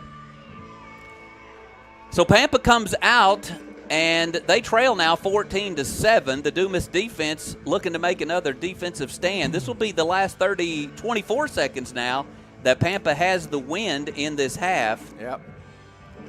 They have the ball on their own 32-yard line. Pampa's going to come out in a tight set. They're going to have a blocking back on the left, tight end on the right and left, and 2 backs in the backfield flanking Campos. And now the officials have said, I think they may restart the play clock because it was almost gone. I think that's, yeah. Yeah, they put 25 seconds on the play clock. All right, Campos flanked right and left by 2 running backs, and then a running back blocking back on the left. They're going to Campos is going to keep it as he fakes a handoff. He comes to the left side, and he'll get about 3 yards. Aurelio Medrano is down there, as is Sabian Perry. Make it Arnaldo Hernandez, I believe, and as well. They've got Lynn in there now at quarterback, number 15, or at least he was the one that took the snap. Okay. And they're going to let the time run out. So we've played 1 quarter. The Dumas Demons lead 14-7 after 1 period. So we'll take a timeout, and we'll come back for this 2nd down and 8 play. 287 Roadhouse at 1621 South Dumas Avenue in Dumas offers the best steaks in the Panhandle, cooked the way you love them, along with fresh seafood. Plus, 287 Roadhouse will be streaming Dumas Demon football this season. Come in and check out our great menu today at the place to be. 287 Roadhouse, 1621 South Dumas Avenue, 806-935-0287. At Jack Oldham Oil Incorporated, we are family owned and operated and have been serving the Dumas area for over 40 years, providing propane and oil services as well as aerial and ground rig spraying services. Your one stop for all your agricultural needs. We're more than happy to find the right solution for you. Come into our office at 115 Wilson Avenue, Dumas, Texas, 79029, or give us a call at 806-935-2104 so we may have an opportunity to serve you. We're ready for the 2nd quarter here at Dumas Demon Football Stadium. Our score is 14-7. The Demons on top of the Pampa Harvesters. Pampa will have 2 backs flanking the quarterback right and left, and it may be Bryce. It's going to be a high snap. He's going to hand off to Neff. It's 44. 44, excuse me. He's going to hand off to Austin Bruce, and Bruce is going to get nowhere, and that's going to bring up 3rd down and 8.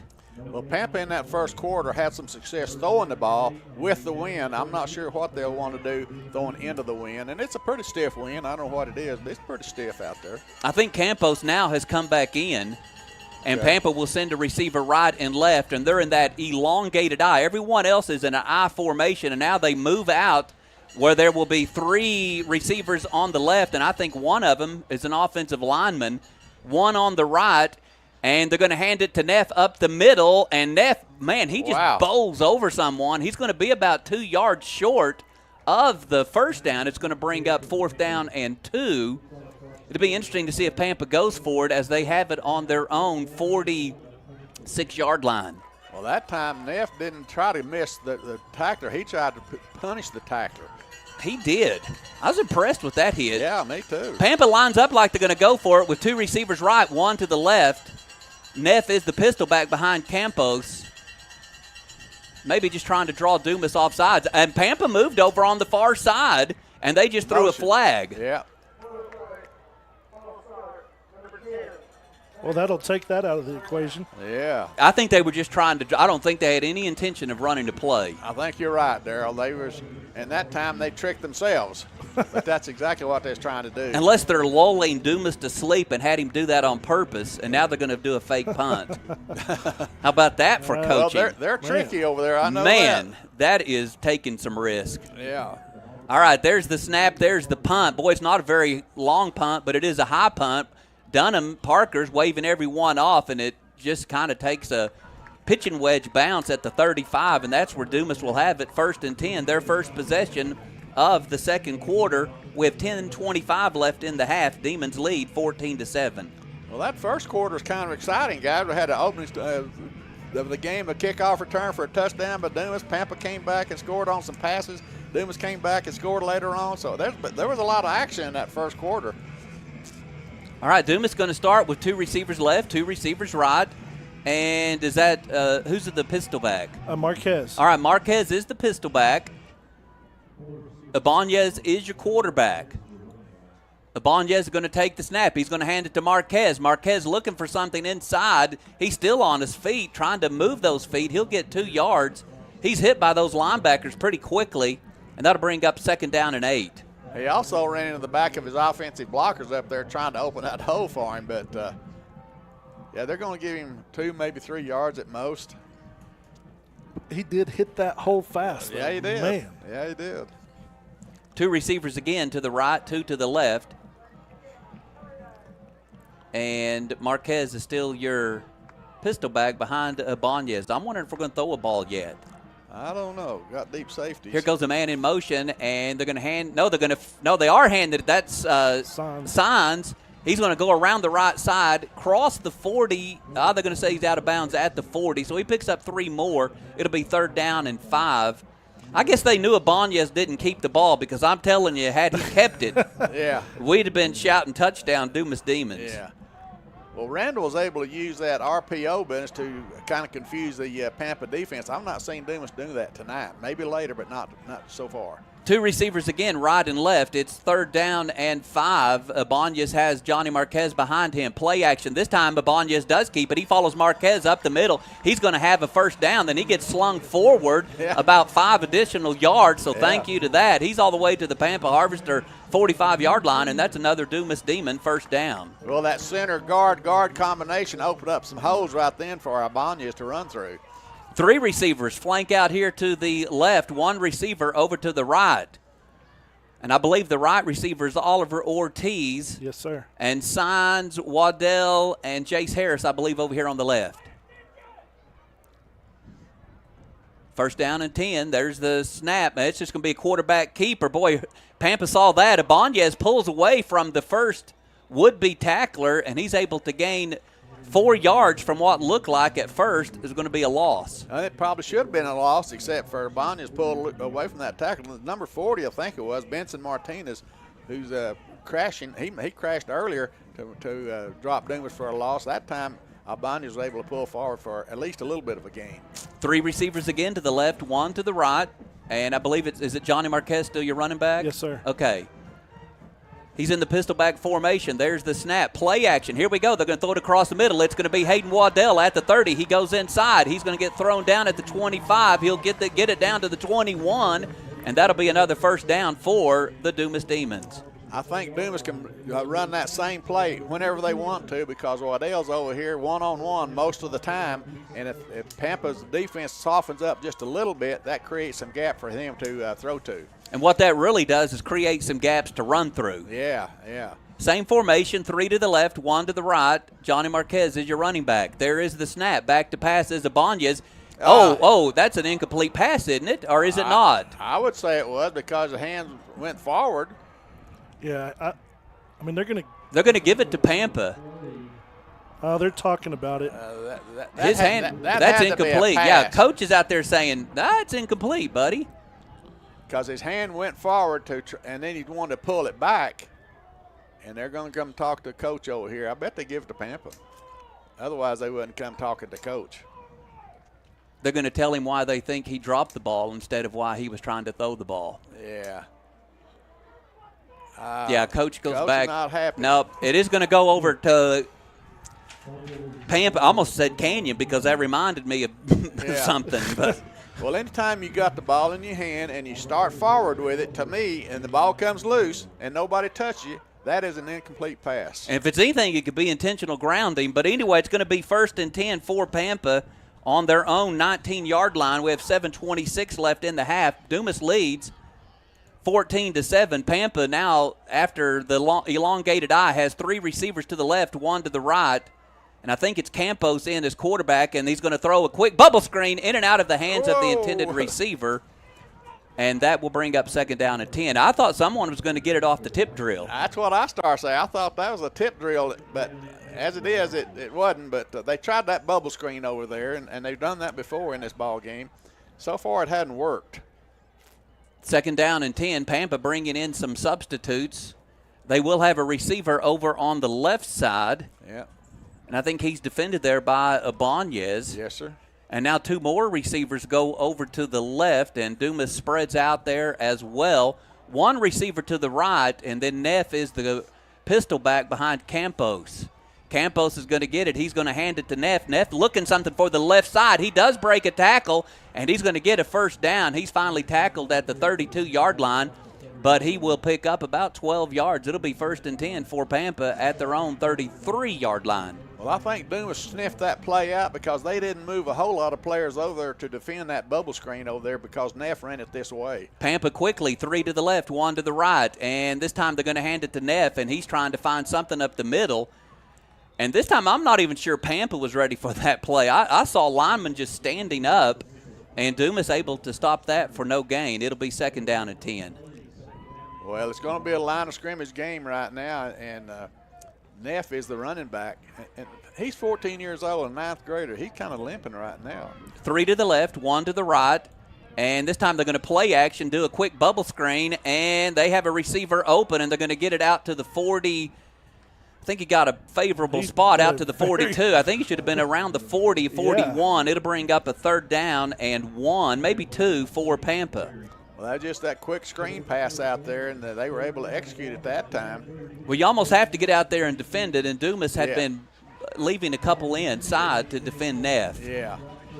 So 3 receivers again to the left, 1 to the right. It's 3rd down and just about a yard, and there is the snap. They're going to give it to Neff, and he's going to get Pat Neff back.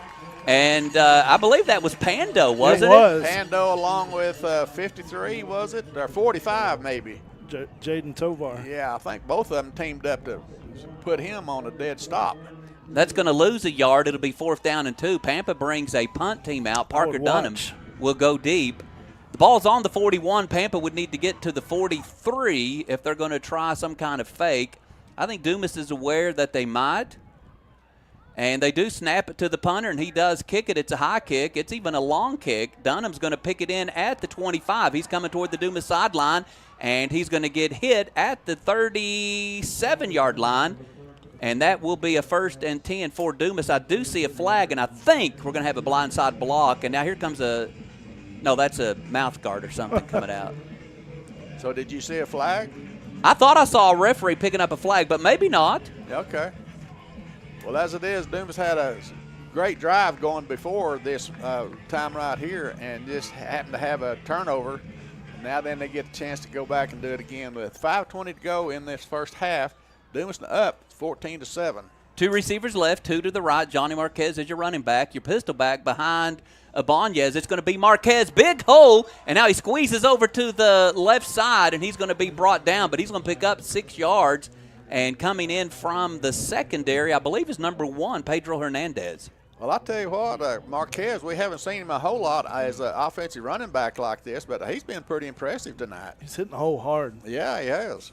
2 receivers left, 2 receivers right.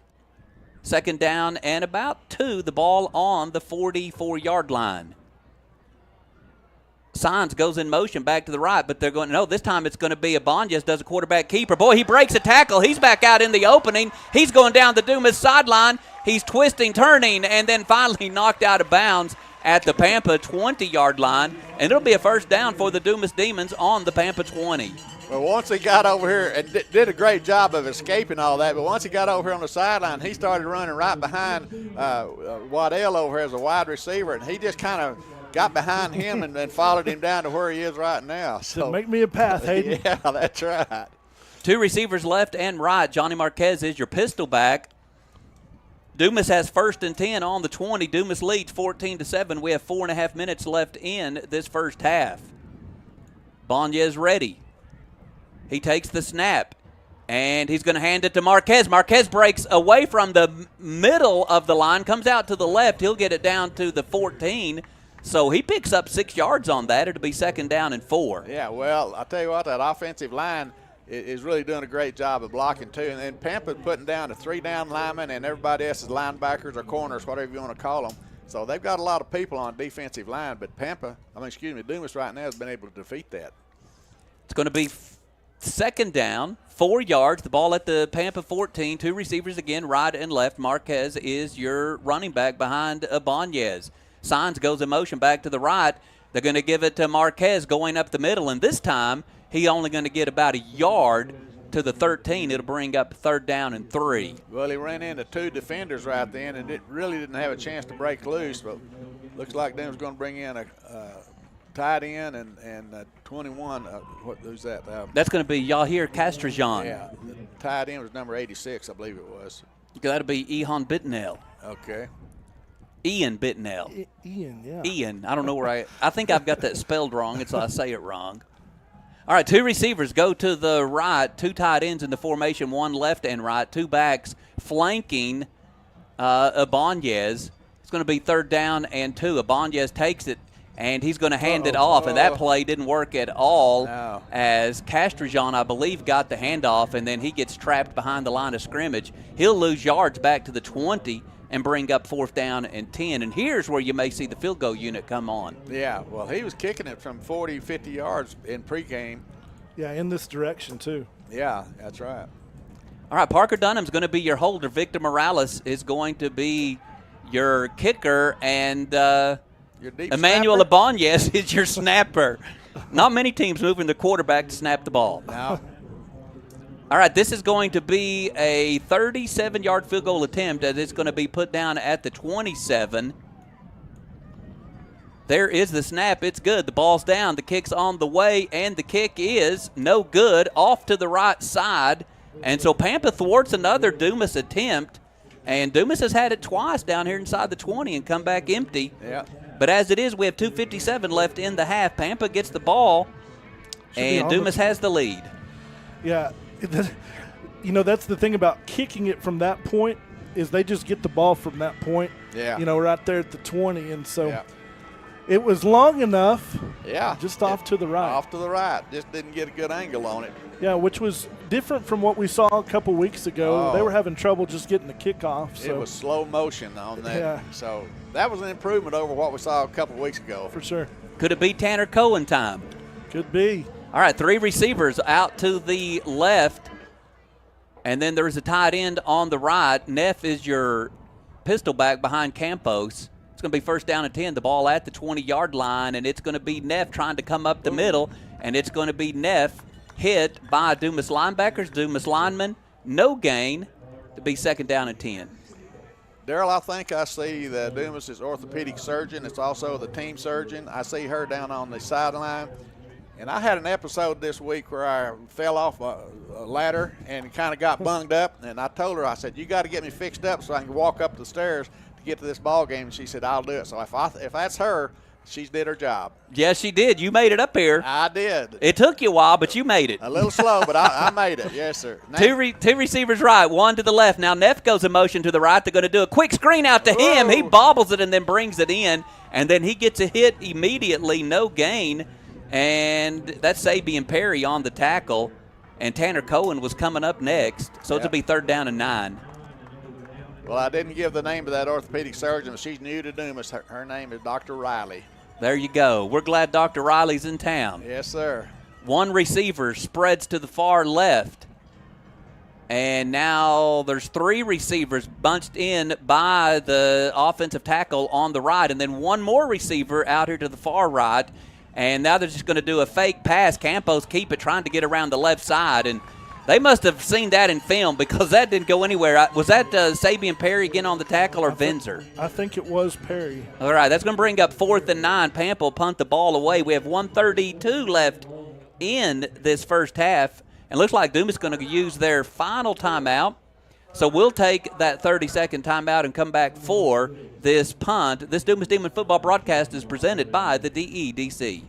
Designs and More is proud to support our local youth. By choosing Designs and More, you can be assured of high quality, excellent service, and fast turnaround. From one t-shirt to 1,000, no order too big or too small. Designs and More is your headquarters for screen printing, digital printing, signs, banners, and decals.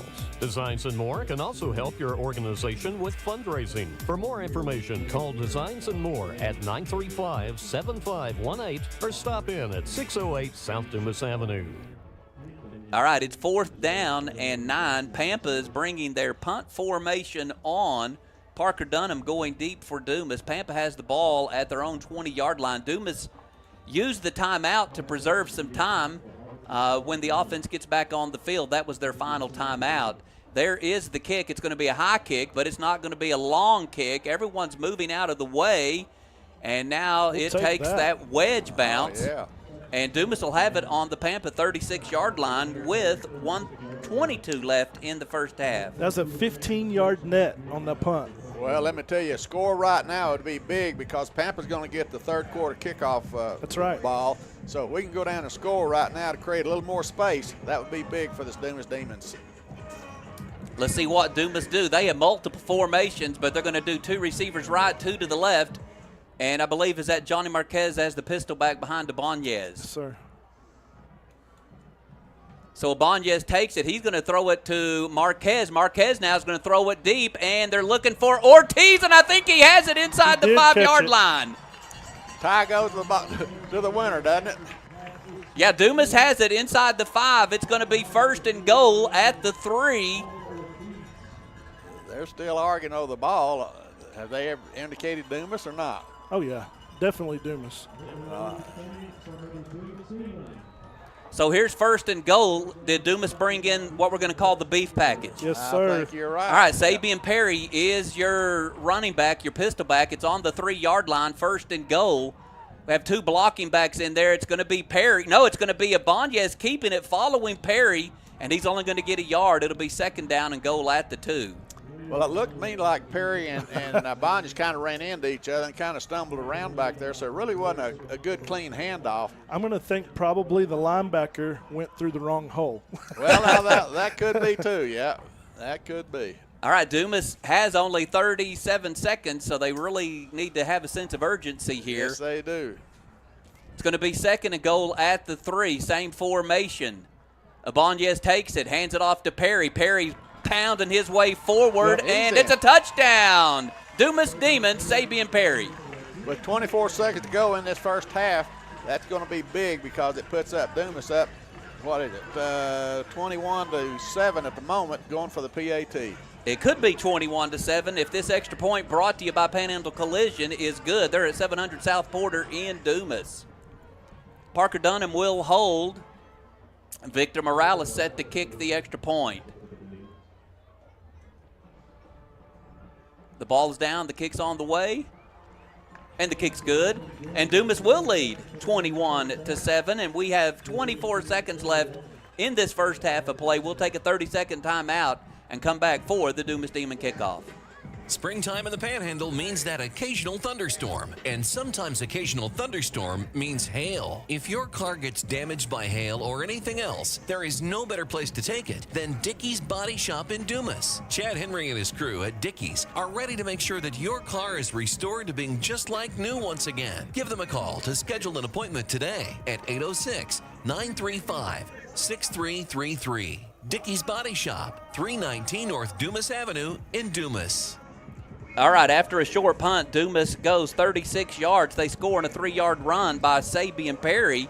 And now the Dumas Demons will kick the ball off with 24 seconds left in the half, and Dumas leads 21-7. Kickoff brought to you by Goodwin Heating and Air Conditioning. They are your Lennox dealer here in Dumas. I've already voted for the onside kick. But my guess is Coach Dunham's going to say kick her deep. I guarantee you, with the wind, he'll kick it into the end zone.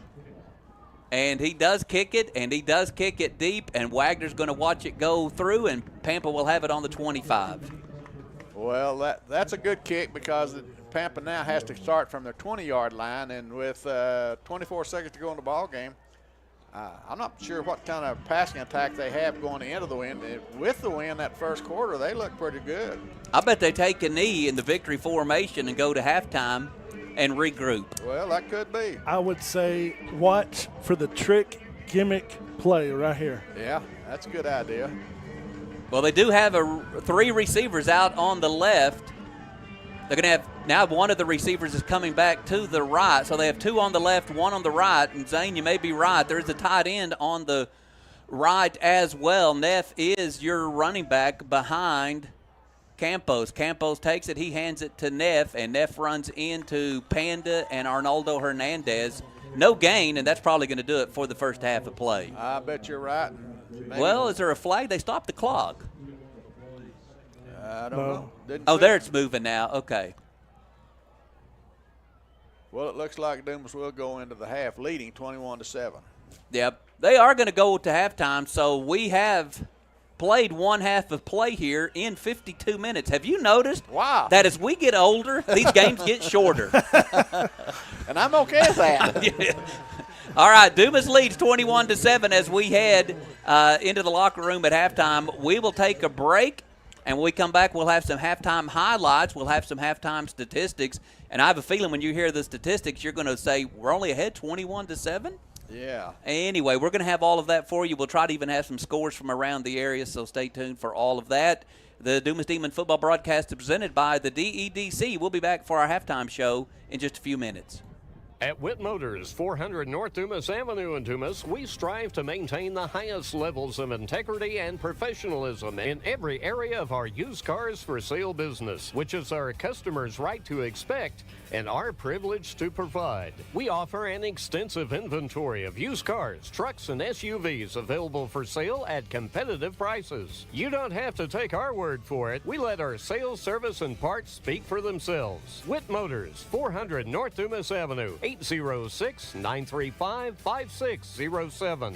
The Dumas Co-op was founded in 1947 by a group of farmers who possessed a strong work ethic, focus, and singleness of mind in building a 24,000 bushel facility which has grown over the years to approximately 9 million bushels.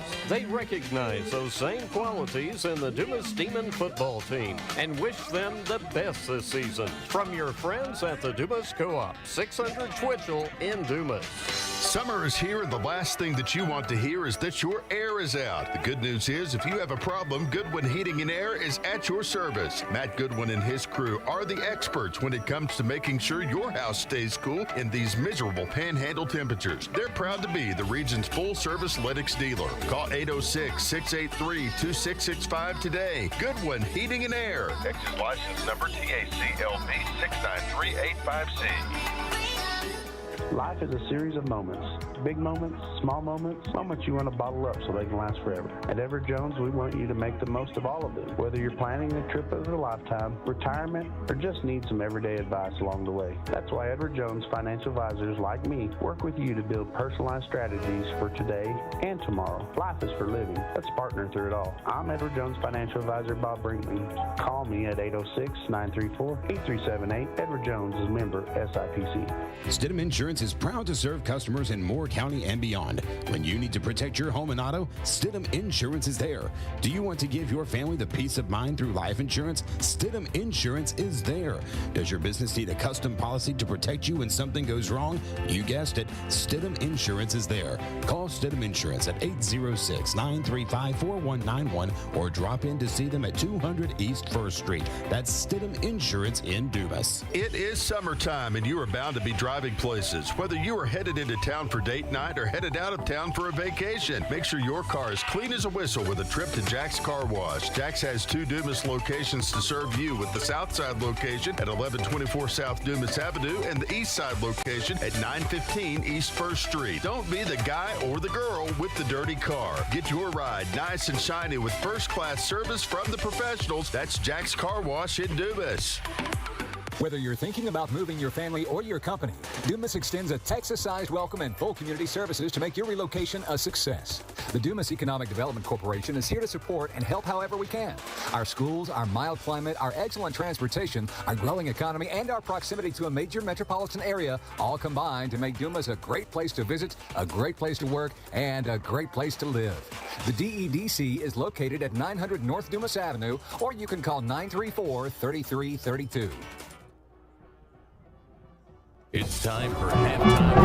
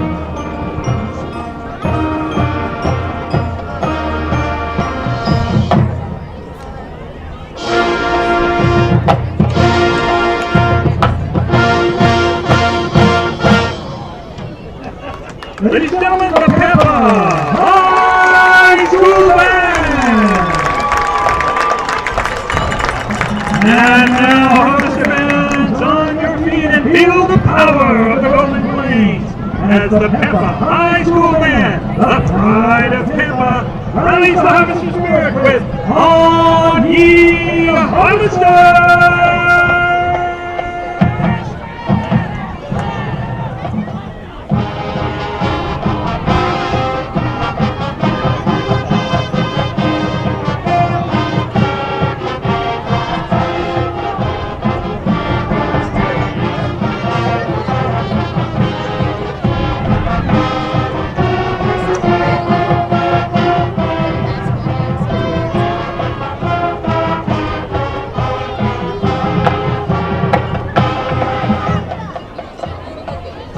Director Band to the Pampa ISD is Andy Sabacek. Directors of the Pampa Band are Katie Sabacek, Daniel Stout, and Heather Shackle. We are proud to reward outstanding students who prepared for tonight's presentation. Our outstanding marchers are Arlette Rodriguez, Cade Harn, and Aiden Chapeau. Thank you for all of your support. Good luck to the Dumas Demons on Saturday, and let's go, Harvesters!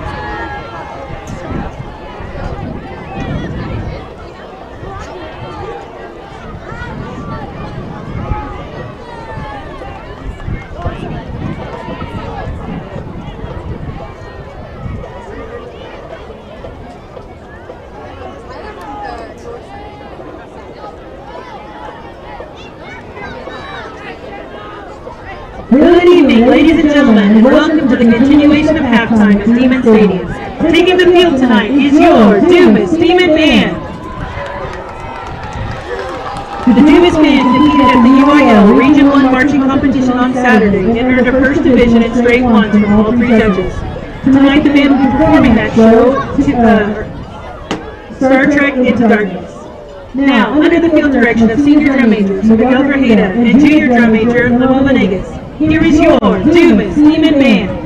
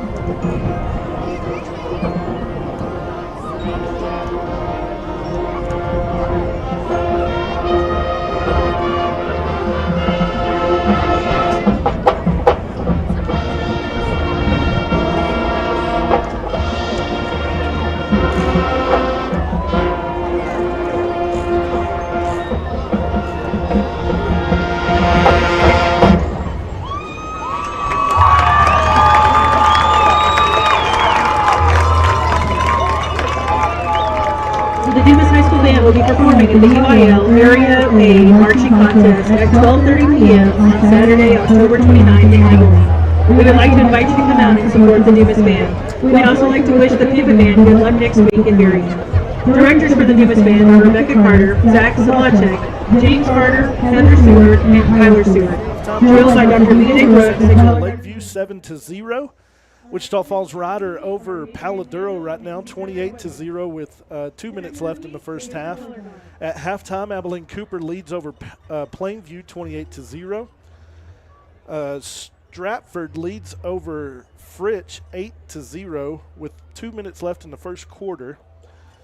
Sunray leads 22-6 over Groover with a minute left in the first half. At halftime, down in Canyon, this is a game that we're watching. Because it's going to have some bearing on the 3-4A standings. Randall leads 10-0 over Canyon at halftime. Lubbock Cooper leads 17-8 over Lubbock Monterey at halftime. Listen to this score. West Plains leads Perryton 28-27 at halftime. Canadian 28-7 over Friona right now at halftime. Also at halftime, Wichita Falls High leads Burke Burnett 10-0 at halftime. And Decatur over Springtown at halftime 20-6. So those are your local and area scores of interest for us. I do want to look just real quick if I can find it, because there's a massive game going on tonight between Stephenville and China Spring, basically 1 and 2 teams in 4A division. Yes, it's 7-7 still in the second quarter with 5 minutes left in the first half. So that game being played at China Spring, but that's between basically 1 and 2 teams in Class 4A. Yeah, both of them defending state champs. So, but we're here at halftime. 21-7 is our score. And do we want to? All right. What do you guys think that Dumas needs to continue to do here in the second half if they want to get the victory tonight? Well, Dumas has always wanted to establish the rushing attack first and then throw the ball secondly. I think probably Dumas needs to have that balanced attack to go into this second half because Dumas is experiencing with a new running back, Johnny Marquez, and he's done a great job. He's been kind of impressive to me. But I also going to say the offensive line has done a pretty decent job as well. And they've done some tweaking in that offseason, or open season, let me say it that way. So I thought Dumas did okay. I thought there was a time or two there where that Pampa running back Neff, he almost broke a big long one. There was a sheet clean tackle, got him down. So he's been pretty impressive to me too. But you just got to ride the wave to the rest of the ball game. Just keep doing what you're doing. Yeah, it looks like Dumas is going to take the win here to start the third quarter. So Pampa will have the win in the fourth quarter. Okay. Dumas will kick off to Pampa to start off the second half. Well, I thought it was just the flop was the opposite. I thought Pampa was going to be with the win in the third period, and I was going to say you better look out for a passing attack, but this way it's going to be a little different. I guess Daryl just because Pampa had the option. So they chose to receive. So Dumas picked the win for the third quarter. Yeah, that's exactly right. Okay. All right, we're getting ready. It's 21-7. Halftime comes to an end, and this Dumas Demon football broadcast presented by the DEDC. The kicking team about to come out. Victor Morales will be your kicker. Deep for Pampa will be Jaden Wagner. He's going to be standing on his 4. The last time Dumas went this direction, they just kicked it way into the end zone and almost looked for the same type of kickoff. I bet the same thing happens because the young man can kick it that far. I know that. The wind looks just about as strong as it did, maybe a little less than it was at the start of the game. Flags are still pretty stiff. Yeah, they're still out there, mainly from the south, but a little southwest. Yep. I think the wind does make a difference. All right, this kickoff brought to you by Goodwin Heating and Air Conditioning. They're at 519 North Dumas Avenue. Go see them. There is the kick, and it's going to be taken by Wagner at the 2. He's going to come upfield looking for something. Now he's running toward the Dumas sideline. There should be a block in the back, but a great shoestring tackle. Who's that on the 15? Johnny Marquez. Oh, Johnny Marquez, man. He just reaches out and grabs him by the ankle and pulls him down. And for a moment, I thought Pampa's going to have a wall set up. Well, they were trying to get a wall set up, that's for sure, but Marquez interrupted that. But I'm with you, Darrell. I thought it was getting ready to be a block in the back. But as it wasn't, and Marquez got him down anyway. But we've seen Marquez before on that kick coverage like that. Got him pinned deep right now. Pampa will come out, and Campos is the Pampa quarterback. And behind him is Max Neff. 2 receivers to the right, 2 to the left. I'll set up the Dumas defense here in a moment. Now here comes a man in motion back to the right. He stops as a blocking back. And now they're going to hand it to Neff, trying to come up the left side. And he gets around the corner. He's going down the sideline, and a diving save from Dumas brings him down at the 41-yard line. So Pampa gets a big play on the first play of scrimmage. Well, it looked like Dumas kind of had it slowed up and ready to stop the play, and that time Neff just got to the outside and went down the sideline. He almost took to the distance. That was Jaden Tovar that made that tackle downfield. Wow. Really? All right, I'll get the defensive line here in a moment. 3 receivers left, 1 to the right. Now they're going to do a quick bubble screen out to the left, and Dumas is there to bring that in after a 2-yard gain. Yep. That defensive line is Jaden Tovar, Hector Panda, and Arnaldo Hernandez. Your linebackers are Aurelio Madrano, Angel Quiros. They're on the inside. Sabian Perry, Caden Vinzer on the outside. Emmanuel Marquez and Emmanuel Ibanez are your corners, and then Tanner Cohen and Parker Dunham are your safeties. It'll be second down and 8. Yes. What it looked like. Pampa has 3 receivers bunched in on the right and then 1 receiver to the far left. Neff is the pistol back, and they're going to hand it to Neff, and he's just hit immediately. Somebody from the left side. Yeah, he'll get a yard on the play, and I think it's Sabian Perry. Yes, sir. I think you're right. You're right on it. I'm going to have to get me some binoculars for these last couple of games. I'm with you, Darrell. I think part of it is I'm not sure our lights are the brightest lights we play under. No. And then the other is my eyesight at 62 years old. You're just a kid. I know it. 2 receivers. I'm too immature to get up on a ladder. Well, you should be. 2 receivers left, 1 to the right. Now Neff goes in motion to the left. Back to passes Campos. He throws it across the middle. Has a receiver open, and now he kind of runs backwards. But, man, they're going to give him a fortunate spot at the Dumas 47, which will be a first down. But actually, he moved backwards. He did. And it should be spotted at about the 49, which would have been about a yard short. Well, he found a little hole right there to go down and turn around and receive that pass. So the Pampa offensive passing attack's pretty strong tonight. 2 receivers to the left, 2 to the right. 1 back in the backfield. And they're going to hand it to Neff. He has a big opening, and someone comes up and makes a touchdown-saving tackle, and that's Vinzer. Yeah. But Neff will pick up about 6-7 yards. It'll be second down and 3 all the way to the Dumas 40. So Pampa's come out here in the second half with some momentum. That initial score in the third period is always big. We've talked about that the 19 years we've been doing this. So right now, Pampa's got a run going. 2 receivers left and right again. Neff is your pistol back behind Campos. Campos takes it. This time he keeps it. And Dumas had him for a loss, and then they bring him down for no gain. Again, it was Sabian Perry. Almost getting him in the backfield was Vinzer. Yeah. And that'll bring up a third down. They're going to give him a yard on the carry. Third down and 2. The ball now at the 39. Well, this will be a big stop right here for the Dumas Demons if they can get it done. You're seeing how important our outside linebackers are. Oh, yeah. Perry and Vincer are the ones that are making most of the plays. Yeah, that's right. Pampa will send 3 receivers over to the left. They're going to have a tight end on the right.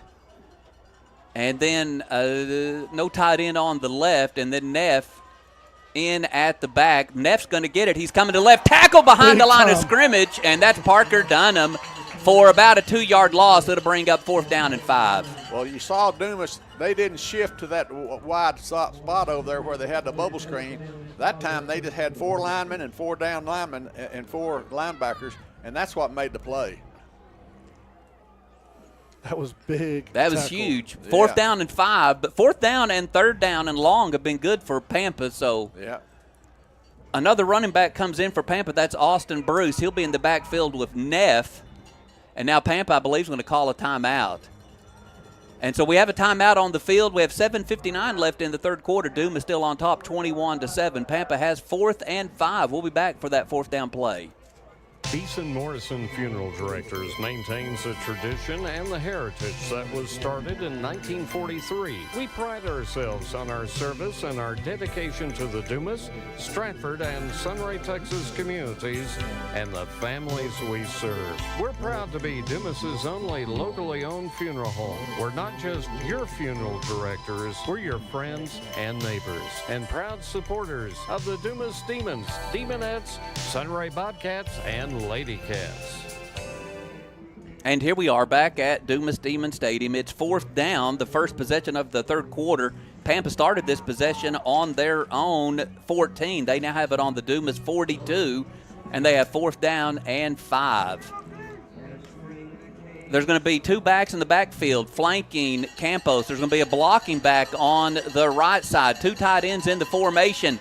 And Campos is going to go back to pass, looking, trying to throw it. He has a receiver open. It's going to be caught at the 30-yard line. Dumas is saying he doubled the ball, but I think they're going to say it's good. They are going to say it's good. The tight end went down and turned out towards the sideline, and the quarterback rolled out to this side and was able to deliver the ball where only his receiver could catch it, and that's exactly what happened. Well, he was defended well. He just made a good grab right here on the sideline. Yeah.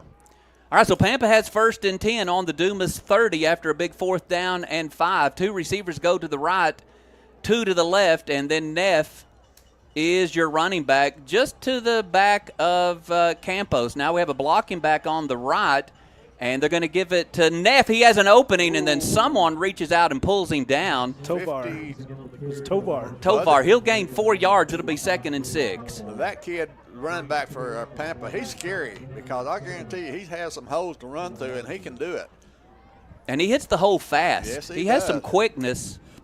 Yep. And I imagine he runs low. I don't think he's a big kid, like 5'8", 5'9", maybe at most. Well, he's not old enough to be a big kid. Well, you're right. Yeah, 14 years old. 2 receivers left and right. Neff right behind Campos. Now Neff goes in motion over to the right. They fake it to him. And now Campos running, and he's going to get sacked behind the line of scrimmage, and that is Panda on the sack back at the 35-yard line. I think they're going to let him be at the 34. So that play loses yards. It'll be 3rd down and 14. Well, I was watching the sack right there. Did they try to go down into the end zone to throw a pass to the tight end, number 81? I was counting on you to watch down there. I was watching I'll try to do better next time. No, you're fine. Yeah, I know. All right, 3rd down and 14 now. 2 receivers will spread off to the left, make it 3 to the left, 2 to the right. Empty backfield. Watch for the guy being in the seam. They've run this twice. Yeah. 3rd down and 14. Campos takes it. He's looking left. Now he's going to throw it across the middle and coming in.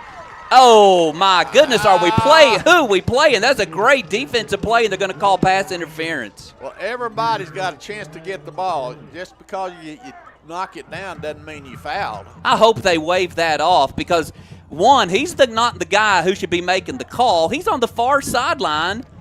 He saw the play from the backside, not the front side. Yep. They're not going to wave it off. Oh, my goodness. That's a terrible call.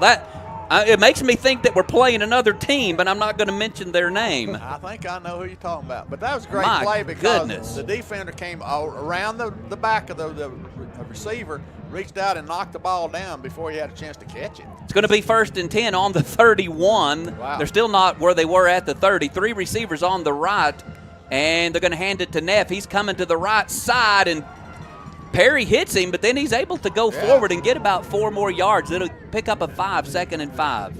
Yeah, well, that kid runs hard, let me tell you, because Banyas, I believe it was, or whoever it was, made the tackle, and then the kid kept his feet going forward, and he made another 2 yards after contact. Ball now on the 27. 2nd down and 8. 2nd and 5. 2nd and 5, okay. They need to get to the 21. Okay. So 5 to 6. 3 receivers again on the right. And we have a tight end on the right as well. Now Neff goes in motion to the left. Dumas is going to match him out there. Now they throw it. Oh, they had Dumas faked out. They threw it to the tight end. as Dumas spread out to cover Neff, and he's going to catch it and get yardage all the way down to the 15, and Pampa will have 1st and 10 on the 15. Well, that's a great play execution by the Pampa Harvester because they used Neff as a decoy, and whenever he went wide, the inside corner moved with him, and that's where the pass play was completed at. All right, a tight end again on the left, 3 receivers to the left, 1 to the right. Neff is the pistol back. They're going to hand it to Neff coming inside. He has an opening, and he's going to get all the way down to the 1-yard line. It'll be 1st and goal for Pampa. Nice drive Pampa's put together here to start the second half. Absolutely. Kind of, if you're a Dumas Demon fan, makes you a little nervous. Yeah, well, they started deep in their own end of the field, and now they're on the 1-yard line of the Dumas Demons in this third period. 4:47 to go in the third period. Dumas still leads 21-7, but Pampa's knocking on the door. Pampa has 1st and goal at the 1. 2 receivers off to the right, and then 2 tight ends in the formation. Now Campus runs up to get under center. He takes the ball, and his knee touched down, didn't it? Should have lost a yard, in my opinion. Yeah, he's definitely down. He didn't make it in. They're going to set it at it's going to be between the 1-yard line and the goal line. It'll be 2nd down and goal. Yeah, well, we don't have replay or anything, but I thought he got down before the spot of the ball is. Yeah, he kind of lost his balance, almost sat down. Yeah, that's what I'm thinking. Yeah, I thought his knee went, as soon as he took the snap, his knee hit the ground, and then he jumped forward. Well, 2nd down and just inches to go. All right, 2 backs in the backfield, and then a blocking back on the right side behind the right guard, right tackle. 2 tight ends in the formation. Oh, it's over his head, but Campos able to reach up and get it, and still he's going to be stymied. Oh, he fumbled it. And let's see who has the ball. My guess is not going to be Dumas. Let's see. They're talking about it. They're going to say he was down. I'll bet you $1. Well, he was trying to fight forward. Well, this line judge on this side was wanting to make the call, and we'll see what he's got to say. Sabian Perry came up with the ball. Well, the big blocking back for Pampa was about a 215-pound kind of guy, and that's where they ran behind. Pampa keeps the ball. It's going to be 3rd down and goal. Well, come on. Well, the forward progress should not be on the 1-yard line. Nope. All right, they're going to put it back on the 2. All right, it's going to be 3rd and goal from the 2. Campos went out limping, and I believe, is it number 16 is the quarterback now? 15, 15. maybe. Bryce Lynn is in at the quarterback. Third down. 2 receivers to the right. Neff at the back. Neff should get, there's a 5-yard penalty. There you go. Neff was moving before the ball was snapped. So that's going to be 3rd and goal from the 7. Ooh. Well, the ball was inside the 1-yard line a while ago. It's now back out to the 7. So let's see. Something else has been. Pampa's got 2 downs, the 3rd down and 4th down here to get a touchdown, and the Dumas has a chance to turn them away. I think Campos came back in. Number 8? No, 6. 6, okay. Campos has 2 receivers to the left, has a tight end on the right and the left. Neff is his running back, kind of in a slanted pistol location. 3rd down and goal. There's the snap. They're going to give it to Neff, and he's going to struggle for about 3 yards down to the 3. Between the 3 and the 4, it's going to be 4th and goal right there. Well, I guarantee you they're going to go for it. I promise you that.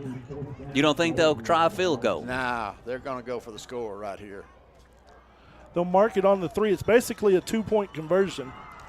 3 receivers are splitting off to the left, 1 to the right. Neff is going to be the pistol back.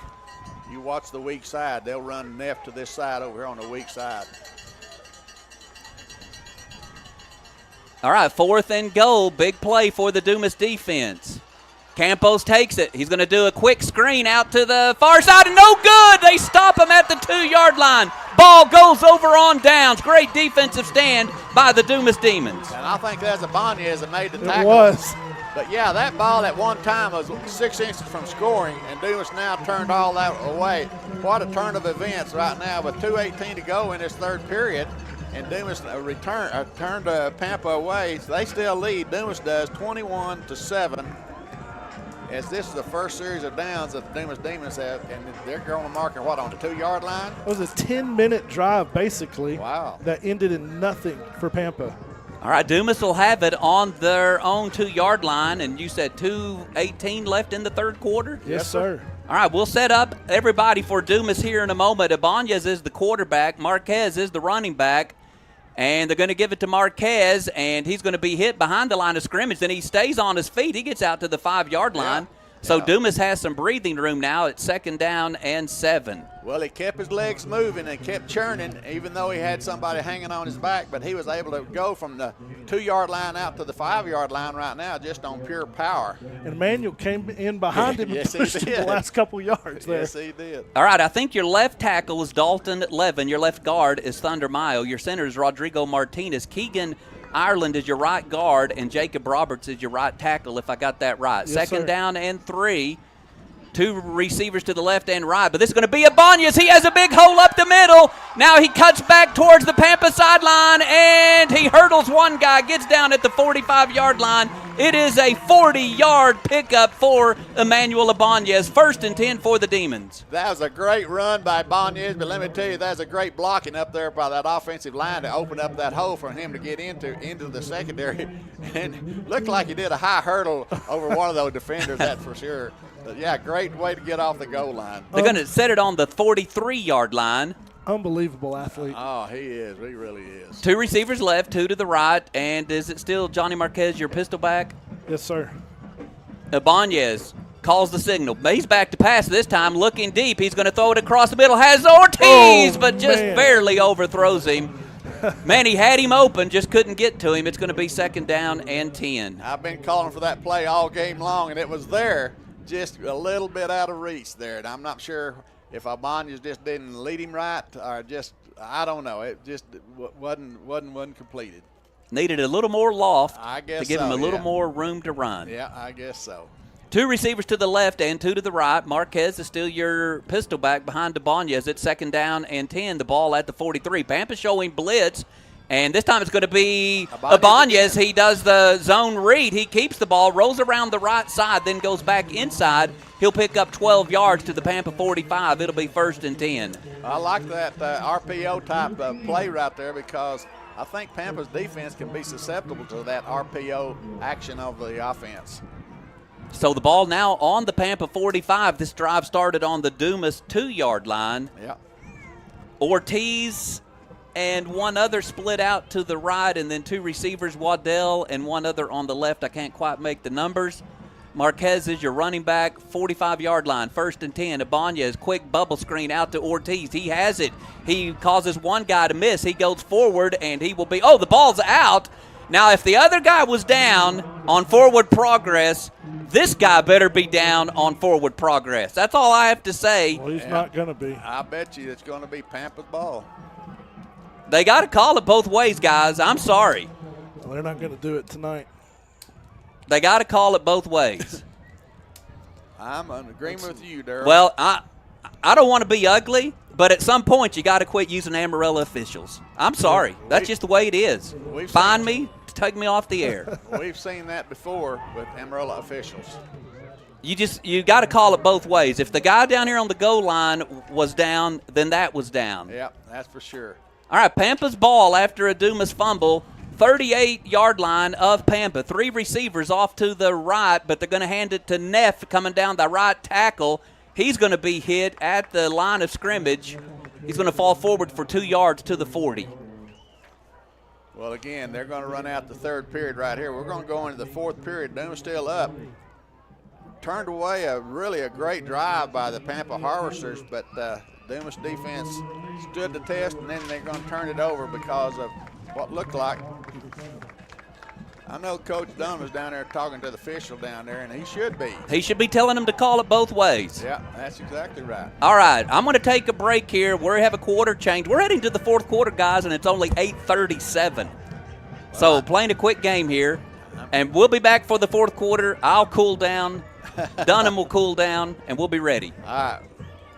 In Dumas and Delhart, Wesco Rental is a hometown company you can call for high-quality rental equipment and tools for nearly any project, professional or home. And also pick up everything you need to celebrate. Try our popcorn machine to give your parties that extra pop, or sweeten the day with our cotton candy machine. With bouncers, snow cone machines, and a margarita machine, Wesco Rental will make it an event to remember. Give us a call at 935-7185 or come by 234 West 1st and let us make your perfect party a snap. All right, we're ready for the fourth quarter. Pampa has the ball. It's going to be 2nd down and 7. Pampa will send 2 receivers to the right, 1 to the left. And there is a back. That's Neff behind Campos. Now Neff goes in motion over to the right, and they're going to throw it across the middle. It's going to be caught inside the Dumas territory at the 43. And I believe that was 81. I think that was Leo Castro on the catch. Yeah, there's their tight end, and he's had a couple of receptions tonight from that tight end position whenever Pampa spreads out the defense to try to open up that gap for that tight end. That looked like, to me, like a false start. The wide receiver on the far side right in front of the Pampa bench left about a half second early, but they let it go. Yeah, could have been. 2 receivers to the right, 2 to the left. Campos is your quarterback. He's shotgun set. Neff is behind him in the pistol formation. 1st down and 10. The ball on the Dumas 43. Now man goes in motion, and he becomes the blocking back on the right, and they're going to hand it to Campos coming up the middle. Now we have a scrum that's formed. So if the ball comes out, would it be a fumble or not? Forward progress was stopped. Y'all answer that question. If the forward progress is stopped, it shouldn't be, but it's been called 2 different ways tonight. Yeah. All right, it's going to be 2nd down and 7. Ball at the Dumas 40-yard line. 3 receivers split off to the right side, 1 to the left. Neff is your pistol back behind Campos. 2nd and 7. Dumas leads 21-7. We have 10:44 left in the game. Campos takes the ball, hands it to Neff on the right side. Neff has a little hold. Fumble. And I thought the ball was on, the shoe was on the ground. I'm like you, Dennis. When that thing came up in the air, I thought it was a fumble. I thought it was the ball, too. I did, too. It has the same type of shiny-looking color on that's it. right. He's going to get yardage down to the 35-yard line. It'll be 3rd down and a short 2 for Pampa. 3 receivers split off to the right and a lone receiver over here to the left. And Neff, of course, is your pistol back behind Campos. False start. Are you sure? It's got to be. Well, don't tell me what has to be. I think it depends on what location the official's standing in. Who's he listening to? That was that big number 77 over there. Yeah, I saw that. Andres Cervantes, he's an offensive lineman, a defensive lineman. He can't catch a ball, can he, because he has a lineman's number? I don't know. I don't think he can, because he shouldn't be eligible because there's a guy covering him up. Okay. Yeah. It's going to be 3rd down and 7 now. 2 receivers to the right, 1 to the left. Neff goes to the right now. Back to pass is Campos. He's looking across the seam. Now he throws it around the other side. It's going to be caught. A great catch. Or is it going to go incomplete? Nope. Nope. Caught. You're going to say caught. Yeah, it's going to be caught at the 15. Pampa will have 1st and 10 at the Dumas 15. And we're at the 9.5 mark. Dumas up by 2 touchdowns. It's 21-7. Well, give credit to the receiver then, because that's a nice catch under duress over there to make that play. 2 receivers go to the left and 2 to the right. They bring in Bruce as the running back. Neff out maybe for a breather. Make that 2 to the left and 1 to the right. 2 tight ends in the formation. Now Bruce spreads out over here to the right, or to the left, and now they're going to throw for the corner. Out of bounds. It's going to be incomplete. Back defending with number 23 for the Dumas Demons, that was going to be Tanner Cohen. Did he catch the ball over there? No. Out of bounds? It was way over their heads. Okay. He dove for it. Well, I'm not going to say a word. Yeah. Well, as it is, looks like they're now going to have 3 wide receivers to this side, a running back, and a tight end on that far side. All right, Bruce is still your running back. I think there's a tight end definitely on the right side, 3 on the left, and they're going to hand it to Bruce up the middle, and he's a little more bulky than Neff, and he's able to get about 5 yards maybe, and we're going to call it 3rd down and 5. The ball now at the 10-yard line, maybe the 9. Well, 3rd down. Dumas held them out on the earlier drive, going the other direction. Let's see if they can do it again on this drive. Guys, Neff is on the sideline. They're working on him on the other side, so I don't know what's going on with him over there. 3 receivers over to the left. Again, tight end on the left as well. It's a high snap, but he's going to hand it to Bruce. Bruce is going to get hit at the line of scrimmage. Maybe pick up a yard. It's going to be 4th down and probably 2, maybe a long 2, maybe a short 3. Well, that is going to be Neff coming back in, the 14-year-old freshman that's playing a running back. Really a nice player. He may be used as a decoy on this play right here. It's going to be 4th down and 3. They need to get to the 5-yard line, if I see that right, and they have it at the 8. That's right. 2 receivers will go to the right, 2 to the left. Neff will be the pistol back behind Campos. And there is the snap. They're going to do a quick screen, and I think they're going to hold him short. Depends on where they mark the forward progress. Let's see. Dumas ball, 6-yard line, another goal line stand. Well, I tell you what, that was really close. Let me say it that way. But Dumas did defend it and played it well, and kept Pampa out of that 1st down marker as well as a touchdown. So, yeah, that's a great effort right there by the Dumas defense. All right, the Demon offense comes out to the field to play. 7:43 to go in the ball game, and Pampa's had a whole lot of opportunities in this second half. Dumas need to go down and make a long drive on their own. I think Dumas has only had the ball for 2 minutes. I bet you're right. Pampa's going to call a timeout, so we'll take it as well. Dumas on top, 21-7. We have 7:43 left in this football game. The golden rule is no inconsequential thing. At Happy State Bank, it's the very thing that drives everything we do, which might explain why we've been around since 1908 and why at nearly 60 locations across the great state of Texas, we're treating our customers the way we want to be treated, like family. And if you ask us, or any of our customers for that matter, that's worth more than its weight in gold. To learn more about joining our happy family, visit happybank.com, member FDIC. Happy State Bank, always bank on the bright side. We are back here in Dumas.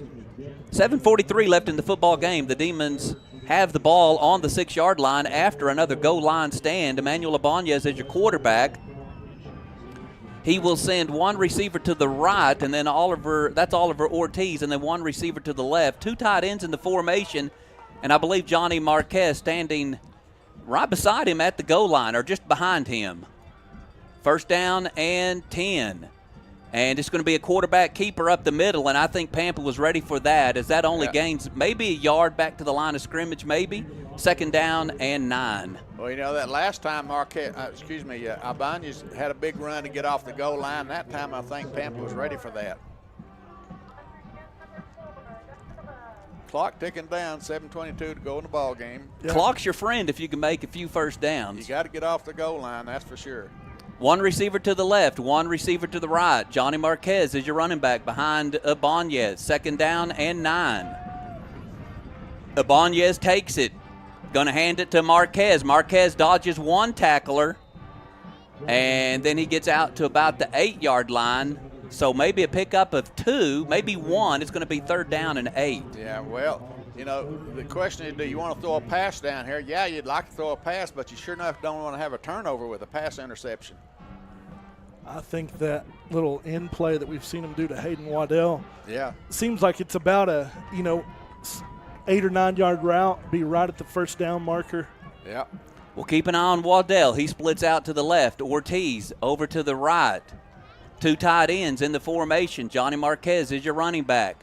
Ibanez takes it. Play action. He rolls over to the left. And now he's just going to put the ball down. He's going to try to get around the left side, and he's going to be real close to a 1st down. I think he's going to. He should have it by where it's marked because he needed to get to the 16. I think he's going to be a yard short. I think he marked him just short. We'll see where they actually spot. Yeah, I see him marking over a yard short. Yeah, he marked him. He didn't mark him where he went out of bounds. He marked him a yard short. They're gonna measure it. Well, I think it's not even close. The way I'm looking, look at the binoculars. Well, we started at the 16, At the 6. Or at the 6. And they marked it right at the 16. And it's going to be just short. About half a chain link short. Look at where he's holding it. It looks like he's holding it on the end of the stick. Do you go for it here? I do. Oh, yeah, I think you do. Yeah. I get under center, and I get somebody behind my quarterback, and I just push him forward. Yeah, that heavy package you're talking about a while ago. The beef package. Just mano a mano, guys. You got to show me that you're tougher than they are. So it's going to be 4th down and very, very short. The ball between the 15 and the 16. Dumas needs half a chain length. And the ball game still, at 6:17 to go in the ball game, Dumas still leads 21-7. But they haven't had a whole lot of opportunities in this second half. All right, Dumas going to split one receiver. That's Waddell. Now he comes back to the huddle. I was going to say he split him off to the left. 2 receivers come to the right, 2 to the left. Johnny Marquez is your running back behind Ibanez. They may be trying to call him off sides. Yeah. I think they're going to let the And Dumas going to call a timeout. So we have 6:17 left in the ball game. It's 4th and very, very short. Dumas uses a timeout. Dumas leads 21-7. We'll be back. Bartlett's Lumber and Hardware here in Dumas has everything you will need to start and complete any project. If you need lumber, glass, roofing, paint, hardware, or plumbing supplies, come to Bartlett's and allow one of our knowledgeable salespersons to help you. For great prices and excellent customer service, remember Bartlett's Lumber and Hardware at 920 Dumas Avenue or call 935-8182. All right, we are back. It is 4th down and very, very short for the Dumas Demons. Dumas uses their first time out of the second half, and now they are in punt formation. I don't think Pampa's buying this at all. Nope, there's nobody back for Pampa. And Ibanez in punt formation. And he does get the snap, and he does get the kick. And let's see if it takes a good Dumas bounce. Doesn't take a great Dumas bounce, but it gets back to the Pampa side just on the west side of the 50. So we'll say it's on the 50-yard line, and that's where Pampa will have it with 6:09 left in the game. Dumas leads 21-7. Well, that punt actually gave Dumas about a 30-yard gain in field position. We'll see if the Dumas defense can step up once again in this second half. They've had a big job to do in this second half, Dumas defense I'm talking about. One receiver goes to the right, one goes to the left. 21-7 is our score. Dumas leads. That's where we were at halftime. Neff is the pistol back behind Campos. 2 tight ends in the set as well. There is the snap. It's going to be Campos trying to get to the left. Sabian Perry comes off the block. He stops him and holds him up, and then Company comes and helps. Now Perry. He's got a knee. He's hurting on. He's limping a little bit, and they're going to move the clock. Perry, I think, is going to stay in. Well, he was on the ground pointing to his knee back to the sideline, but he is going to stay in. That's going to lose 4 yards. It'll be 2nd down and 14. The ball back to the 46. Well, you've got your tight end on this side. I'd watch both those tight ends. Yeah. 2 tight ends in the set. Receiver right and left. Neff, pistol back. Back to passes. Campos. He's looking across the middle. Throws it. Has a receiver open. It's going to be caught for about a 12-yard gain. And making the catch is Wagner. And it's going to be just about 2 yards short of the first down. It's going to be 3rd down and 2 on the Dumas 42. Well, Pampa's had success tonight throwing the ball. They've moved the chains doing that. But right now they need a 2-yard for a first down. I bet they're going to give it back to Neff. This is kind of where they've struggled in these short conversions. Yeah. They're going to put the bubble set screen out on the right side and then a lone receiver on the left. Neff is going to be the pistol back. And watch the weak side over here. Campos looking back at Neff. He takes the ball. He's going to hand it to Neff, and Neff's going to get a first down. He's going to make about 4 yards. He'll get to the Dumas 38. It'll be 1st and 10 for Pampa. Well, 4:41 to go in the ball game. Dumas still up 21-7. But this second half has been a struggle, let me tell you. Got to have the defense step up one more time. Going to be 1st and 10 now on the Dumas 38-yard line. 3 receivers will split off to the right. two tight ends, or one tight end on the left. I'm not sure if there's a tight end on the right. Neff is the pistol back behind Campos. There is the snap, and it's going to be a fake to Neff, and then they throw the bubble screen. And I'd have jumped on the ball just in case he threw that behind the line of scrimmage or behind a backwards pass. It was real close. Very close. Yeah.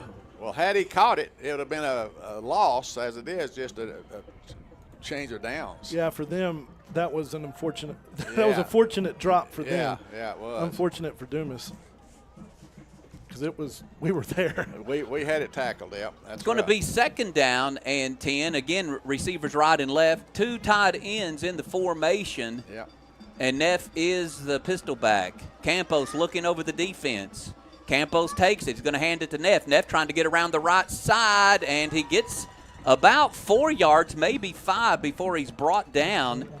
And I think Dumas, is that Sabian Perry getting up slowly again? I don't know, pretty slow. But let me tell you, that Neff kid is a running back because he pulled through 2 tackles that had their arms wrapped around him, and he pulled through both of those to make that game. It's just amazing to me how a 14-year-old could be that strong. I know it. I mean, that's some 14-year-old. It really Hats is. off to him. That's right. I agree. It's going to be 3rd down and about 6. The ball at the 34. They need to get to the 28 of Dumas.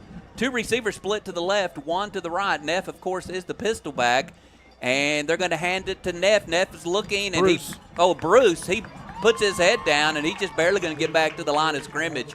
And it'll bring up a 4th down and 6. Maybe 7 if they move that chain back a yard. Yeah, I think these 4th down plays scare me. No kidding. That's where they've had great success tonight. Yeah, well, they're looking to the sideline, looking for a coach's call over there. 20 seconds to go on the play clock, 2:56 to go in the game clock. 3 receivers off to the right, tied in on the left. That's who I'd keep an eye on. Neff is the pistol back behind Campos. Now the tight end moves to the right side. And they're going to play action, and now they're going to throw it back to somebody over here. That's a lineman, but Dumas is there. That didn't fool Sabian Perry. No. That was Andres Cervantes. So I guess because of the way they lined that up, he was uncovered and became the tight end. I think you're right, but he's a big boy, and for Dumas to get him down is a big – and that's 4th down, wasn't it? Yeah, Dumas will take over on the 38-yard line. It'll be 1st and 10 for the Demons with 2:35 left in the ball game. And again, Dumas on top 21-7, which was our halftime score, by the way. Absolutely. Well, Dumas would be happy right now just to run clock and run this ball game out and win this ball game 21-7. 3 receivers left, 1 to the right. Now Marquez comes up, and he's more of a blocking back, but it's going to do a zone read, and Ibanez is going to keep it, and he's going to be tackled behind the line of scrimmage. That'll be a loss of 2. It'll be 2nd down and 12. Well, Pampa has 1 timeout left. Dumas has 2 timeouts left with 2:17 to go in this ball game. Well, I know I wouldn't snap the ball until there was a second left on the play clock. Absolutely. They tell Oliver Ortiz the play. He's telling everybody in the huddle, and usually they signal all that in. Yeah. Now they got 9 seconds on the play clock. 3 receivers go to the left, 1 to the right. Now here comes a man back in motion to the right, and they're going to play action pass, and they're going to have – oh, what happened? Did someone hit the ball at the line of scrimmage? It must have been blocked down. Yeah, I think it was tipped. Well, it was a good play because they had it set up. It was going to be a 1st down. Yep, Ortiz was there. Well, I was looking at the development of that play, and I lost track of the ball and didn't see it get knocked down. Third and long. Yeah, 3rd and 12. We have 1:46 left in the football game. 2 receivers go right, 2 receivers go left. Johnny Marquez is the running back behind Emmanuel Ibanez. Pampa showing blitz. Ibanez back to pass. Now it's almost like a quarterback draw, but he's going to be sacked behind the line of scrimmage. And I would imagine Pampa will use – is this their final timeout? Yes. Yes. All right, there is a timeout on the field. We have 1:39 left in the football game. Dumas leads 21-7. So we'll take this timeout and come back for the Dumas Demon punt. If you think Cultivate of Dumas is just all about plants and flowers, well, think again. While they do have a beautiful variety of flowers and plants, along with whatever your yard needs to stay green, weed-free, and growing strong all summer long, they also have clothing and accessories, gifts, and home goods. Pop in and see them today at 503 North Maddox, 935-2894. Cultivate of Dumas.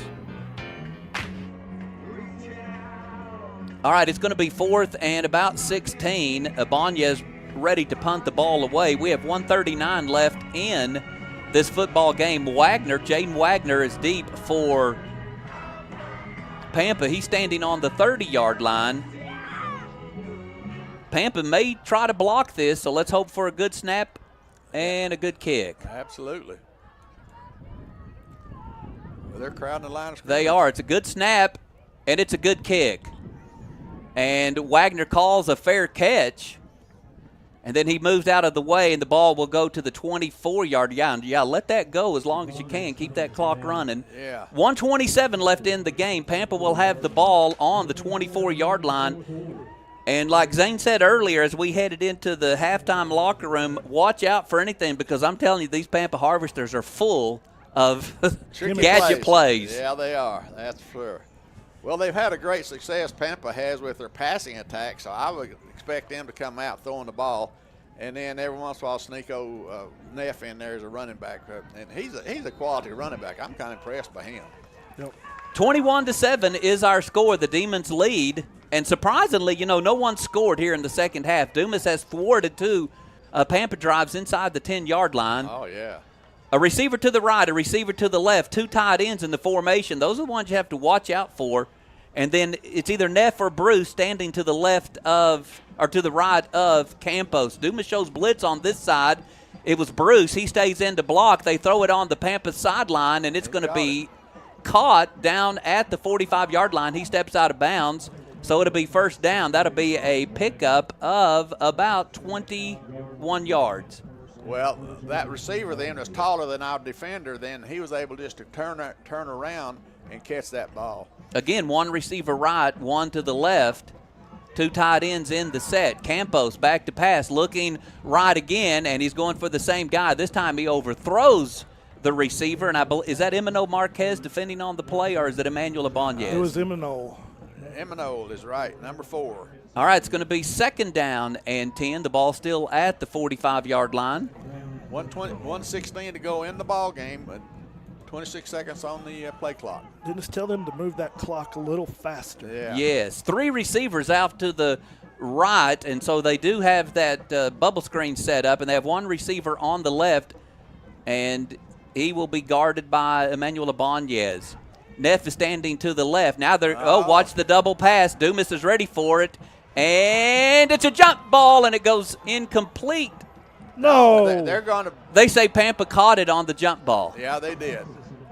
I didn't see it, so I really couldn't tell. It looked like it hit the ground to me. He was on the ground with his back on the ground whenever he caught the ball. But, yeah, that's exactly what happened. All right, it's going to be 1st and 10 on the Dumas 40-yard line. 3 receivers out to the left, tight end on the right. Bruce standing to the left of Campos. Campos takes it, and now he's going to throw it toward the Dumas sideline over here on the left, intended for number 15. That is Bryce Lynn. He was guarded by Tanner Cohen. It's going to be 2nd and 10. Well, I saw some of the defenders of Dumas. They kind of knocked some of the receivers off stride because they bumped them on the line of scrimmage, but you can do that. Press coverage. Yeah, yes. Yeah, in phase or something like that, isn't that right? That's right. All right, it's going to be an empty backfield for Campos. He'll send 3 receivers to the right and 2 to the left. It'll be 2nd down and 10 for Pampa. We have 48 seconds left in the game. Dumas leads by a couple of scores. Campos back to pass. Now he's going to roll right, throws to the right, and has a receiver open over toward the sideline. Dumas tackles him, and he should have stayed in bounds. Yeah, he did. And the clock should still be running. It's going to be 3rd down and 5. We'll be under 30 seconds when this play ends. 3 receivers to the right, 2 to the left for Campos. Empty backfield. Campos back to pass. Boy, he's looking downfield, has a receiver open, but it's in and out of his arms. I could see him open when he was making the turn, and I believe that's Brant Hill. It was either him or is it 1 or 3? It was number 0. 0, okay, Tay Session. But you can see him coming open, that's for sure. It's going to be 4th down and 8, and this will end the ball game if Dumas can stop Pampa right here. 4th down and 6, the ball at the Dumas 36-yard line. 14 seconds on the play clock, 20 seconds on the game clock. A bevy of receivers out to the right. I think there's 3 of them. Tied in on the left. That's who I'd watch for. 4th down and 6. Back to pass is Campos. He steps up into the pocket. He throws it over to the right, and he catches it, but it's behind the line. Behind the line to gain. And so the ball should go over on downs, and it does. Another great stand by the Dumas defense. Dumas will go out and kneel, and they'll take a 21-7 victory over the Pampa Harvesters tonight. Well, there's no such thing as an ugly win. Not that this is ugly playing tonight. It was an exciting ball game by both teams. Dumas had a great defensive stand. I thought Pampa had a great passing attack. Dumas played well enough to win this ball game tonight, 21-7. I thought maybe Dumas could come out and score again, but they didn't. And so as it is, it's going to be a Dumas victory. No doubt about it. And Dumas really played good enough in the first half to lead by more than by 14. Yes, they did. Yes, they did. All right, they just have to touch down one time. That's it. That's going to be the ball game. Dumas will be victorious tonight, 21-7. So we will take a timeout, and when we come back, we will take a look at the highlights, take a look at the stats. We'll also name a player of the game, and we'll do all of that when we get back. We'll also, if we have some scores from around the area, we'll share those as well. This Dumas Demon football broadcast has been presented by the DEDC. It's be back in a moment for the postgame show. You've got to think Wink for AC repair or installation. Think Wink for AC with 0 aggravation. Winkelmann Heating and Air Conditioning. Think Winkelmann Heating and Air, 501 South Dumas Avenue for repair or replacement. 806-935-6327. Think Wink. 287 Roadhouse at 1621 South Dumas Avenue, and Dumas offers the best steaks in the Panhandle, cooked the way you love them, along with fresh seafood. Plus, 287 Roadhouse will be streaming Dumas Demon football this season. Come in and check out our great menu today at the place to be. 287 Roadhouse, 1621 South Dumas Avenue, 806-935-0287. At Jack Oldham Oil Incorporated, we are family owned and operated and have been serving the Dumas area for over 40 years, providing propane and oil services as well as aerial and ground rig spraying services. Your one stop for all your agricultural needs. We're more than happy to find the right solution for you. Come into our office at 115 Wilson Avenue, Dumas, Texas, 79029, or give us a call at 806-935-2104 so we may have an opportunity to serve you. Designs and More is proud to support our local youth. By choosing Designs and More, you can be assured of high quality, excellent service, and fast turnaround. From one t-shirt to 1,000, no order too big or too small. Designs and More is your headquarters for screen printing, digital printing, signs, banners, and decals. Designs and More can also help your organization with fundraising. For more information, call Designs and More at 935-7518 or stop in at 608 South Dumas Avenue. Springtime in the Panhandle means that occasional thunderstorm, and sometimes occasional thunderstorm means hail. If your car gets damaged by hail or anything else, there is no better place to take it than Dickey's Body Shop in Dumas. Chad Henry and his crew at Dickey's are ready to make sure that your car is restored to being just like new once again. Give them a call to schedule an appointment today at 806-935-6333. Dickey's Body Shop, 319 North Dumas Avenue in Dumas. All right, 21-7 is our final score, and here's how the scoring went. Dumas ran the opening kickoff back for a touchdown. The extra point was good. That was Emino Marquez, a 89-yard touchdown off the kickoff, and that made the score 7-0. Both teams did 3 and out, and then Pampa tied the score with 3:55 left in the first quarter on a 29-yard run by their freshman. And I'm going to just say sensation.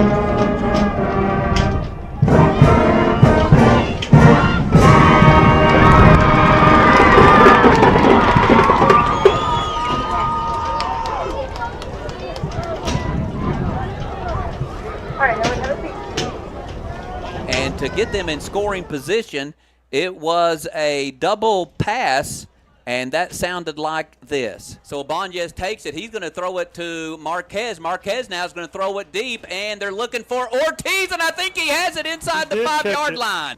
And he had it on the 3, and 2 plays later, it was Sabian Perry out of what we're now calling the beef package. Ibanez takes it, hands it off to Perry. Perry pounding his way forward, and it's a touchdown. Dumas Demons, Sabian Perry. That made it 21-7, and that's where we were at halftime. Pampa took the opening kickoff of the second half on their own 14-yard line, and with 2 minutes, 18 seconds left in the third quarter, they went for it on 4th down. They had 4th and goal on the 2, and here is that Dumas defensive stand on 4th down. Dumas defense. Campos takes it. He's going to do a quick screen out to the far side, and no good. They stop him at the 2.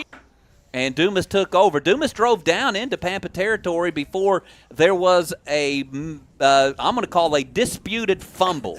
May I call it that, guys? We disputed if nobody else did. That's right. I'm going to get home and watch this video later, Yeah. and I may have to eat my words, but I'm going to call it a disputed fumble right now. I'm with you. And Pampa drove the ball again down deep in Dumas territory, and for the second time, Dumas stopped him inside the 15-yard line.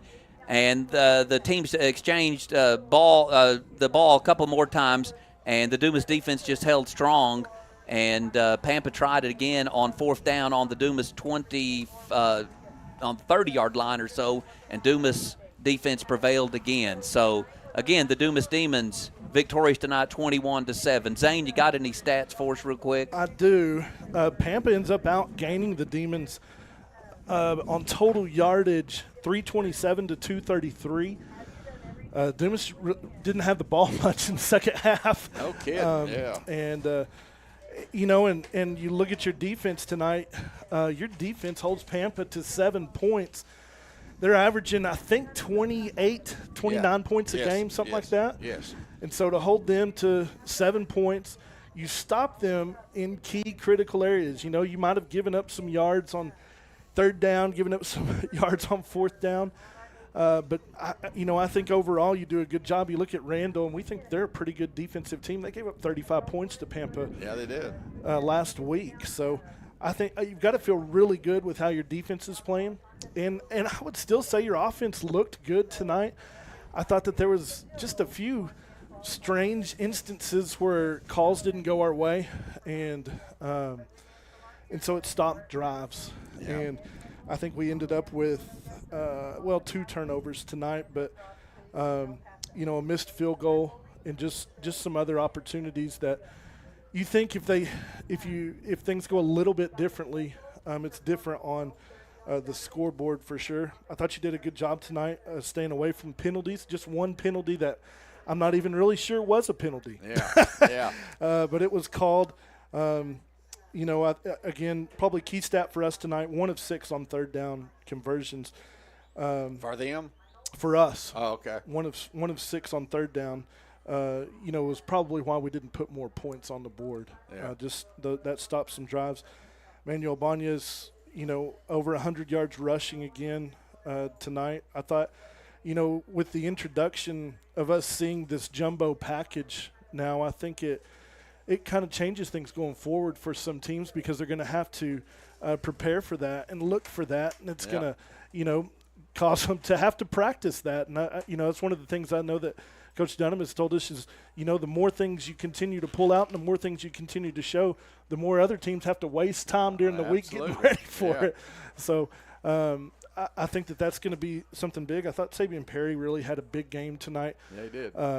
Coming in on offense like he did, but also on defense. He just made plays tonight. He did. Just seemed like he was in the backfield when we needed him to be, and even on offense, I guess, too. Yeah, all the way around. But I had him as the leading tackler in the game tonight. All right. Well, let's take a break, and when we come back, we will name our Witt Motors Player of the Game. At Witt Motors, 400 North Dumas Avenue in Dumas, we strive to maintain the highest levels of integrity and professionalism in every area of our used cars for sale business, which is our customers' right to expect and our privilege to provide. We offer an extensive inventory of used cars, trucks, and SUVs available for sale at competitive prices. You don't have to take our word for it. We let our sales, service, and parts speak for themselves. Witt Motors, 400 North Dumas Avenue, 806-935-5607. All right, it's time for our Witt Motors Player of the Game, and tonight we're going to name Sabian Perry. He was the leading tackler on defense, had a couple of stops behind the line of scrimmage. In addition to that, he was in on offense and did score the second touchdown to give Dumas the lead at 14-7. Dumas went on to win 21-7. And so congratulations to Sabian Perry. He is our Player of the Game. Next week, guys, we head to Kimbrough, and we go to take on the Canyon Eagles. We are either going to be playing for second and third place, or we're going to be playing for an opportunity to still win the district championship. Well, did Canyon beat Randall, or is it vice versa? I'm fixing to tell you that score. It's 24-14, 5:09 left in the game. Randall is ahead. Okay. So we could be playing for second and third place. Yeah, could be. Could be. Well, I thought this game was interesting in a lot of different ways. I mean, we saw that opening kickoff return for a touchdown, which really put Dumas up big. And I say big because of momentum building on a play like that. And then you see Pampa come back, and they tied up 7-7, and we score 14-7 right before half. Then I thought you caught the turning point of the play of the game was whenever Pampa had the ball down inside the 1 yard line down here, and Dumas defense held them out and turned the ball over to Dumas offense. And I don't know if Dumas went down and scored from that or not, but that kept Pampa out of the end zone and kept the score in Dumas' favor. I thought that was a big movement change as well. Well, I do think it was I think there were two big plays on that first drive, and one was in Pampa's advantage when they had 4th and about 5, and they were able to find the guy open downfield, kind of running a little drag play. It was a sideline play with the tight end caught it on the sideline. And then the next big play was in Dumas' favor. Like you said, it was 4th and goal at the 2. Yeah. Dumas turned it over on downs, and then Dumas did drive and get inside Pampa territory before there was a called fumble. Yeah. Well, so there's a big ball game for both teams. I'd be curious to go back and talk to Coach next week when we do our coaches show to ask him how he felt like all of his tweaks going into this game worked out for what they had worked on for 2 weeks now, I guess you could say now, after that open week. So I'll be curious to see what he thinks about his team progress from that open week. I agree. Well, that's going to wrap up this broadcast. Again, the Dumas Demons win today 21-7. Thank you for listening and putting up with our Homer activity.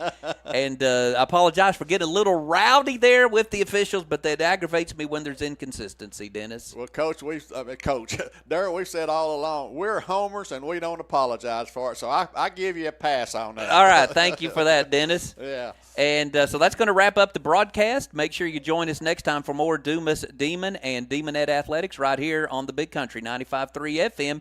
Tune in next time. Again, the Dumas Demons win tonight 21-7. Oh, I get